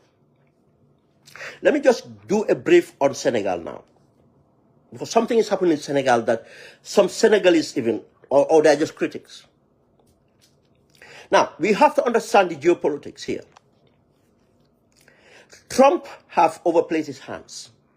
Trump was trying to reposition. You see, what the Biden government did was, the Biden government made the announcement that they want to put in $3 trillion investment in infrastructure and other things in Africa. That was to counter the Chinese. If you realize recent years, the Chinese have reduced their involvement in certain projects in Africa because they're overexposed in Africa. That's the infrastructure. This road belt, bridge and roads networks. Kind of a bit reduced. Or the latter ones, even they did, was kind of done in a different way. The one they did in Southern Africa, like the one they did in Tanzania, was kind of, funded by Tanzanians. It was not Chinese funded. Now, something you realize here is, Trump overplays his hands to try to force African countries to push China, to push Russia, to push the Turkish out and so on. There are many places, Indians, there are many places now for market share. He want to grab back the market share, for American industries. And this is in telecoms, this is in raw materials, and so on and so forth, and market share on all the things. That's one contrast. The other contrast is, you have the competition from these BRICS countries coming into Africa. They are all exploitative. They are all. But that's where leadership comes in. Now, because of Trump have overplayed his hands, now all these African countries are in fact pushed towards the alternative. Turkey, China and others. Russia is not in a good position. I know many Africans champion Russia now. I don't know why. They are not in a good position. Even the Turks are doing better than them. And you realize recently they've pulled their troops in Mali. Troops. They still have the cooperation. They're trying to label it something else. No, because most of their soldiers are dying and they cannot afford that. Because they need, especially recently, the kind of tactics Ukrainians are playing. They want to open new lines in Ukraine. They want to fight more, and because they were depending in recruiting third world countries or Indians and Africans, but they are not battle hardened and things are not moving. They want to use their professional soldiers to shadow those people to push. This is the only reason they're moving from Mali. Things are not working out for Mali. But the talk is already, the external affairs minister was already there signing contracts. The talks are getting in to technology. They're going to contract on communication equipment, to jamming devices and so on, because they know that these rebels have a fallback position, and the fallback position is the not African countries supporting them, and the Arab UAE and everything supporting them. They know this for the minerals. Now the other thing is the drone technology and other sophisticated weapons. Now this is where the talks are going to come in. Now you don't hear China talking about arms deals or getting involved. China is more measured. Now this is where leadership comes about. Senegal already had an economic program, and this economic program cannot be achieved without having counterparts. And Senegal have made it clear they are not aligning with any imperialist nation. They are open for business, and they will sit down and work with any imperialist nations on a win-to-win situation. We all see how they handle the World Bank and the IMF. They don't say that they're going to deal with them, but they are diligently looking at everything that they have to do with them. But they are looking at other alternative source of funding. This is where their diaspora comes in, and the Senegalese who have the little means to contribute. They are raising funds from not traditional, domestic borrowing, just as Gambia is doing. No, they are not disrupting, going to the banks to get the money from them. No, commercial banks, no. They are getting money from citizens who might have a little bit of savings and trying to, in fact, make those citizens' life better. Because if you give to a government, the government will pay. Your government pays, the country gets better.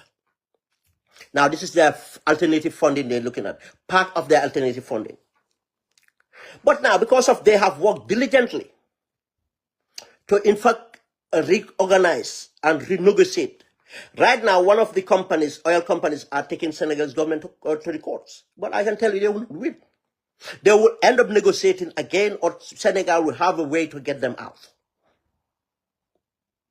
Because once you reopen negotiations, now the sovereign nations have this thing. This is what happened in Libya. This is what happened in other countries. Senegal knew exactly. What they did was they put competent Senegalese. They initiated a commission that will look into all the contracts and the renegotiation. And these are experts in that area. They have experience in every area. This is not party supporters.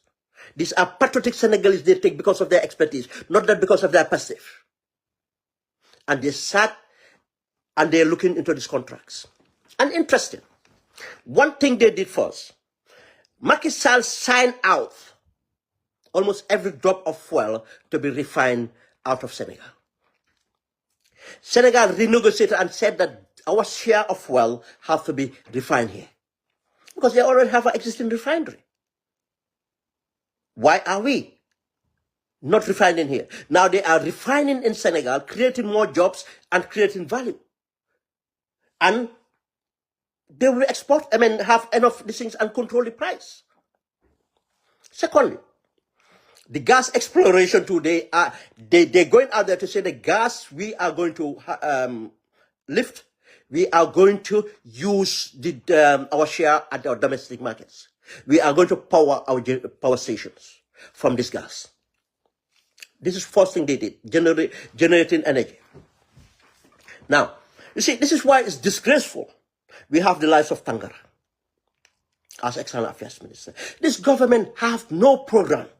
And, you know, when the former Vice President Diouf, may his soul rest in peace, said it, we have no idea of what this is not governance. Now, because of Tangara went to Turkey at an event, he had a problem with how to call it, Alkali Conte, the ambassador. Tangara had to come to the Gambia. Tangara refused. Peter Gomez was saying it the other day, that he doesn't even take calls from journalists. He refused to speak to Gambian journalists. Now, because of he wants to go and insult Alkali Conte, he had to go on a government platform and insult Alkali Conte. And in fact, undermine the president. Alkali Conte came back and insulted. This is the level of diplomacy. That's what they do. Right now, he was in Egypt, trying to negotiate for Egyptian government to intervene in a commercial deal to try to help Jar Oil to able to be lifting cement from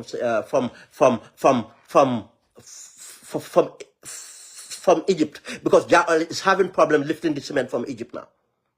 When we can lift cement from Senegal. When we can lift cement from Senegal. Now, this Senegalese strategy here now is, Sonko went on a West African tour.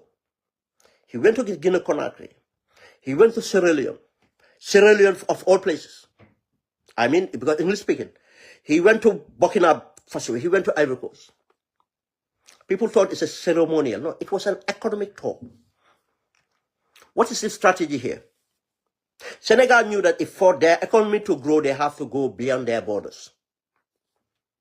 Now, Senegal have gone and showed their potential that they can generate the energy needed to refine raw materials.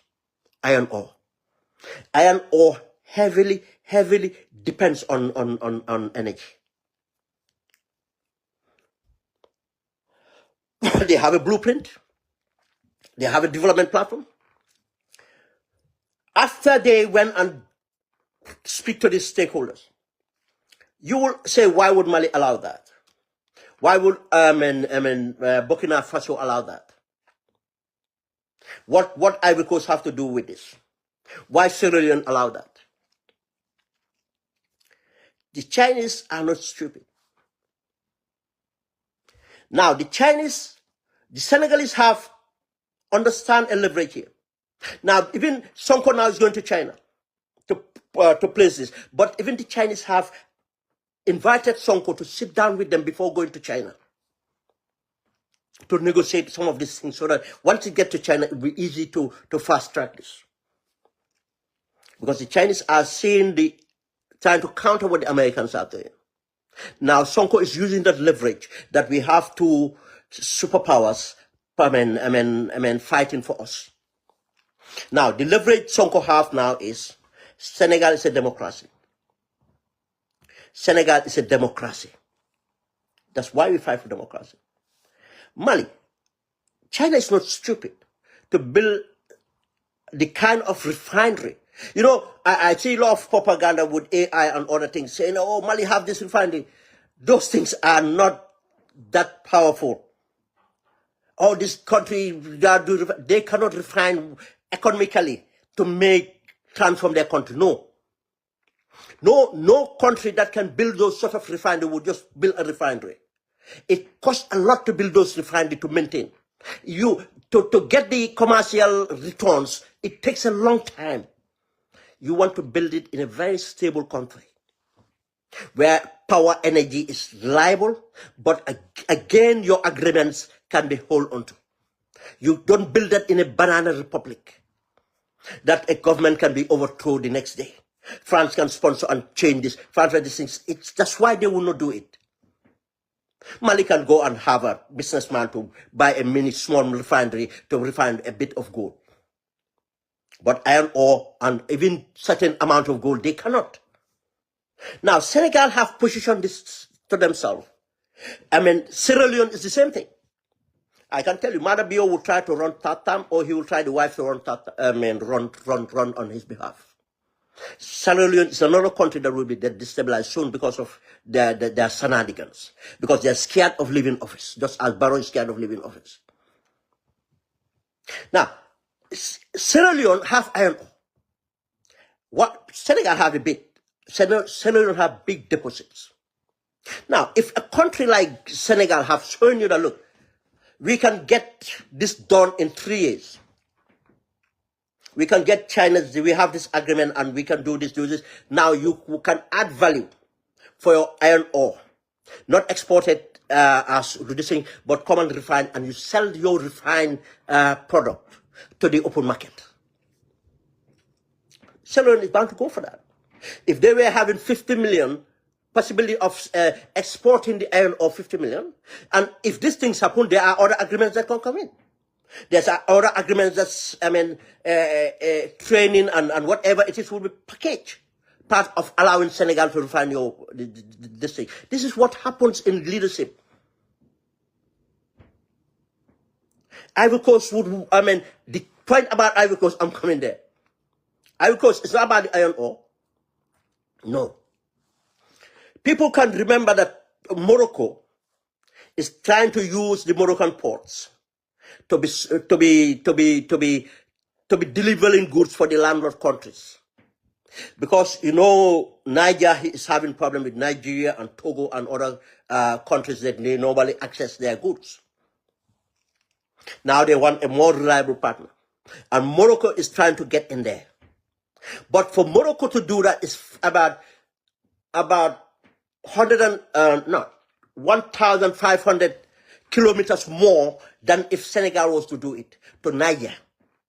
For Morocco, it will take the core they had to do because of the Western Sahara and everything would have to take extra 1,500 kilometers. But for Senegal, from Dakar ports or any other port they decide to use, it's going to be shot up by that much. And 1,500 kilometers is a lot in energy terms. It's a lot in terms of cost. Now, if an alternative government, African government, comes to you and said to you, I can deliver this thing faster, we can build it faster because we are going to work with China. We can, would be a shorter route to you, and these are the benefits you will have. Now, for your cargo to be delivered will be cheaper, and then your price marks can be cheaper in your country, and you can control inflation. But not only that, we are going to work on other areas of developing these things because it had to go to Ivory Coast. This is how Ivory Coast and other countries come into it. This is where other countries are right now. But Gambia, we are not. We are sitting, looking at corruption and other this thing to stay, regardless, and our sovereignty doesn't matter for us. I'm saying for the government. Now, where does Gambia fit in all this happening? At the time of independence, for our viability, what the founding fathers said that part of what would be sustainable would be Gambia to able to use our location in order to transmit the transit trade to other countries. And this, the Fourth Republic developed. This was why the efficiency of Banjul port was essential. The red tapes and everything, liberalized markets and everything. Then we dominated. Most of the consignment coming to Banjul was in fact smuggled to Senegal or taken en route to Mali, Guinea-Conakry and other places. Even because people don't understand this as well. Guinea-Conakry have a port. But the southern part of Guinea-Conakry is closer to Banjul than Conakry. And the infrastructure is not there. But now we are losing markets to Mali. We are losing our markets to everywhere else. We have lost our markets to Senegal. Now Senegal hardly would need anything from the Gambia. We are the one importing more from Senegal now. It's not the other way around because their governments are doing better than our governments.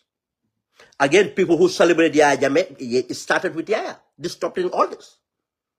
We cornered a market, and I can tell you we were going to dominate a lot more. Now, Senegal is transforming, and this is where we are going to lose our sovereignty. Now, if the Senegalese, I say, or when, let me just say if, it's when the Senegalese economic kick up for what these people are working on. Able to put in cheaper energy. Energy is a lifeline to development. Money to have a transforming transportation system. They are not looking at roads alone. They are looking at a railway for both passengers and goods. For both raw materials and serviceable goods. These are the entirety they're looking at. They are not only looking at the road. For Freetown, they are looking at the shipping lanes to operate ships that will run to these African countries. Where are we today? Do you hear our government say anything? Because we don't even have an economic program. For them, they can have their per diem, have their salaries, and sit on that. This is where we are today. Just as, again, this is what Macky Sall did. For Gambians who are celebrating, the airport that Macky Sall said have delivered to Senegal, do you know how it's still costing much Senegal? It could have been delivered cheaper and even more effective. But it costing the Senegalese government now because of the kind of contract signed. This is the things that Barrow would do. You know that basketball arena, wrestling arena, and all those arenas. They were not the priorities, and they are inflated. If you go to the suburb of, if you go to Dakar itself, it's overpopulated. Why do you think it was easy to get people out Dakar to join the demonstration? Go to Kermassar, go to Rufisque, go to all these areas and see the poverty in those areas. The tram system and everything is overpriced. Is far over 50% of the price needed. They have looked at all these expenditures. It was all robbing the system. And this is what Barrow is doing to us now. Thank God we don't have even heavy, all we have is road constructions. Imagine if we are going to do a $700 million project. That would have cost us $1 billion for Barrow. Stuff like that. They are already, again, you know, by Andalai. There's a road coming from Andalai. Senegal, this government is building a road from around Andalai, a village around Andalai, going straight to Fouta, which is bypassing Kaura, which is bypassing Dakar. It goes through Chess and hit to Saint Louis and Saint Louis to Fouta and connect to the road to Fouta. Now, the other economic hubs or industries they're planning. And if Gambia is not developing, Gambia is not producing everything, what will happen? Our dalasi will go nothing. Our dalasi will not mean anything because everything we will need would be, and no company will come to the Gambia. We said, why? I mean, there's no market. Because the only time we have viable market is if we can trade outside of Gambia. Gambia alone cannot be a viable market for big industry. No big industry can come. Small cottage industries will develop. But that's not sustainable. You see the countries like Switzerland, you know why they're expensive? That's the reason. Now, to think about it, you have to be a country like Luxembourg. You have policies that would generate income through financial services, through other things. That's why it's important to build on. We are building universities, but are we training the right students to come out? We need to build on the human resource capital, so that the smart economics, industries will come to the Gambia. Because of the human resource capital. We have to bring in the policies and the security and stability, democracy to be, if you're not stable, people will not invest. So that they can bring in industries, service industries. We cannot compete. Then another thing is part of our economic programs, we will look at how we leverage on what Senegal is doing. If Senegal is building these things, we can go through the ECOWAS protocols and walk in way and manners that part of we can connect. We are not going to take a 30% share of the market, but if we have 20% of share of the market, because of our population size, that is huge. We can let them even have 80% of the market. But this government doesn't think like that.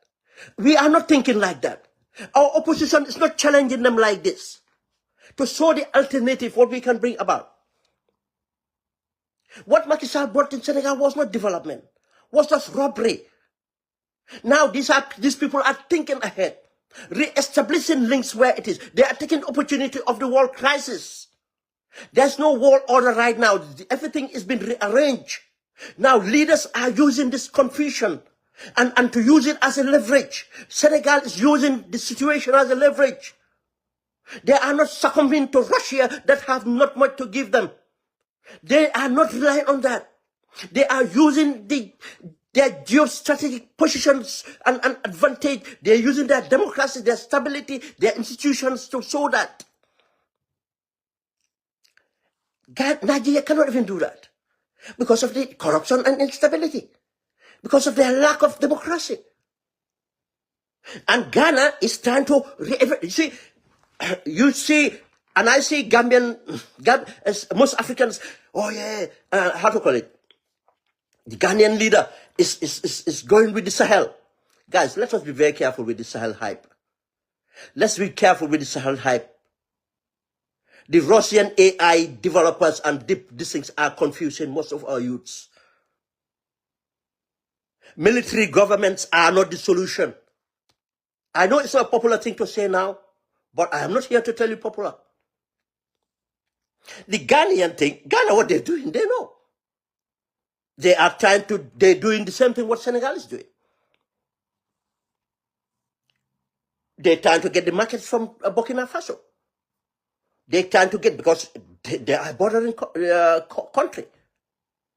That's why Ghana and Senegal, being the democracy, they are using that democracy well. But what do we have?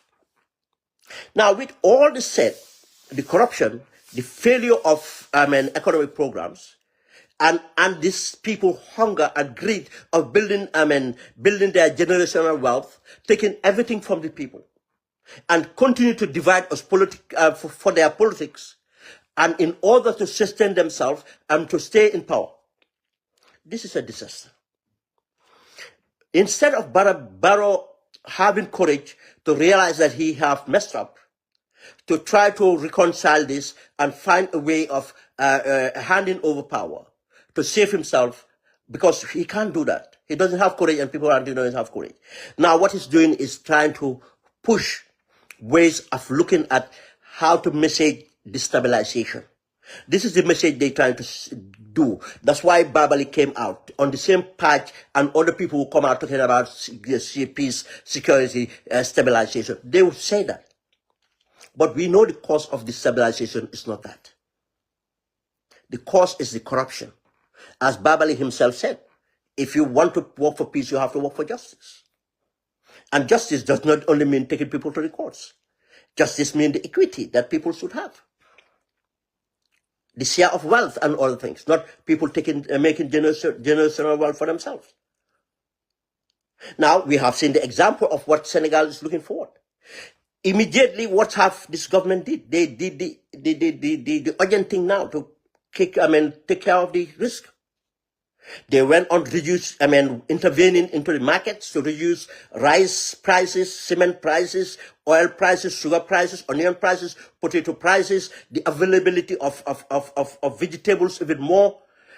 And they are working in a medium and long term of rice development and other developments, rent prices and everything else. They working to intervene into that. But even part of the long term, they are looking at beyond Senegalese borders, how to tap into all this wealth within West Africa, how to build the infrastructure and all the things, and Senegal to sustainably develop and using their oil.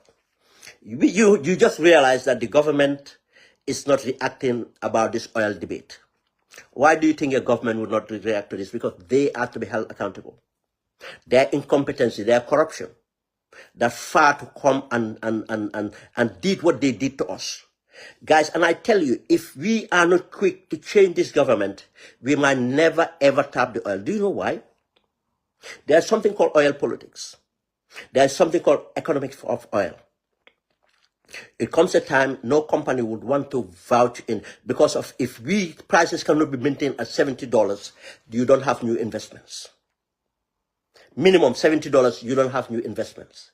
And now the politics of oil have ensured that because of again this vigor that the American government taken to discourage the sustainable and renewable energy programs, because that does not make them money, but that makes money for developing countries and other countries. China and others who can develop wind turbines and solar panels and everything cheaper and quicker than everything. They want to keep the fossil fuel. But because of the politics of it, now the Caribbean, Jamaica is going there. We all know what's happening in Guyana and other places. You see, the British are ready to back Guyanans against Venezuela because of the potential of oil there. If we wait for a little while, what will happen is the other areas develop theirs, Gambia will not be viable to develop because the investment needed, the returns will not be quick or guaranteed. Because prices might go under $70. If it is under $70, nobody will touch that. And again, remember that Mr. Mbai have wrote about this. FAR did not give us the data that we required even to work with. Now, it's like anybody coming back is coming blindly to start everything scratch. This government is not in position to do that. You see, this is where, again, I would reference to Manjai, what he said. We need to come together to bring about change. And Gambia, we have to realize this. Coming together does not mean that the opposition have to come together. Gambians will have to come together. This is not a single opposition party or group of opposition parties bringing about change. This is not about winning elections. This is about transforming Gambia. This is about moving Gambia. The minute we get in, we are to accelerate things to move. And there's no single political party there capable of doing that. I'm not even talking about to remove.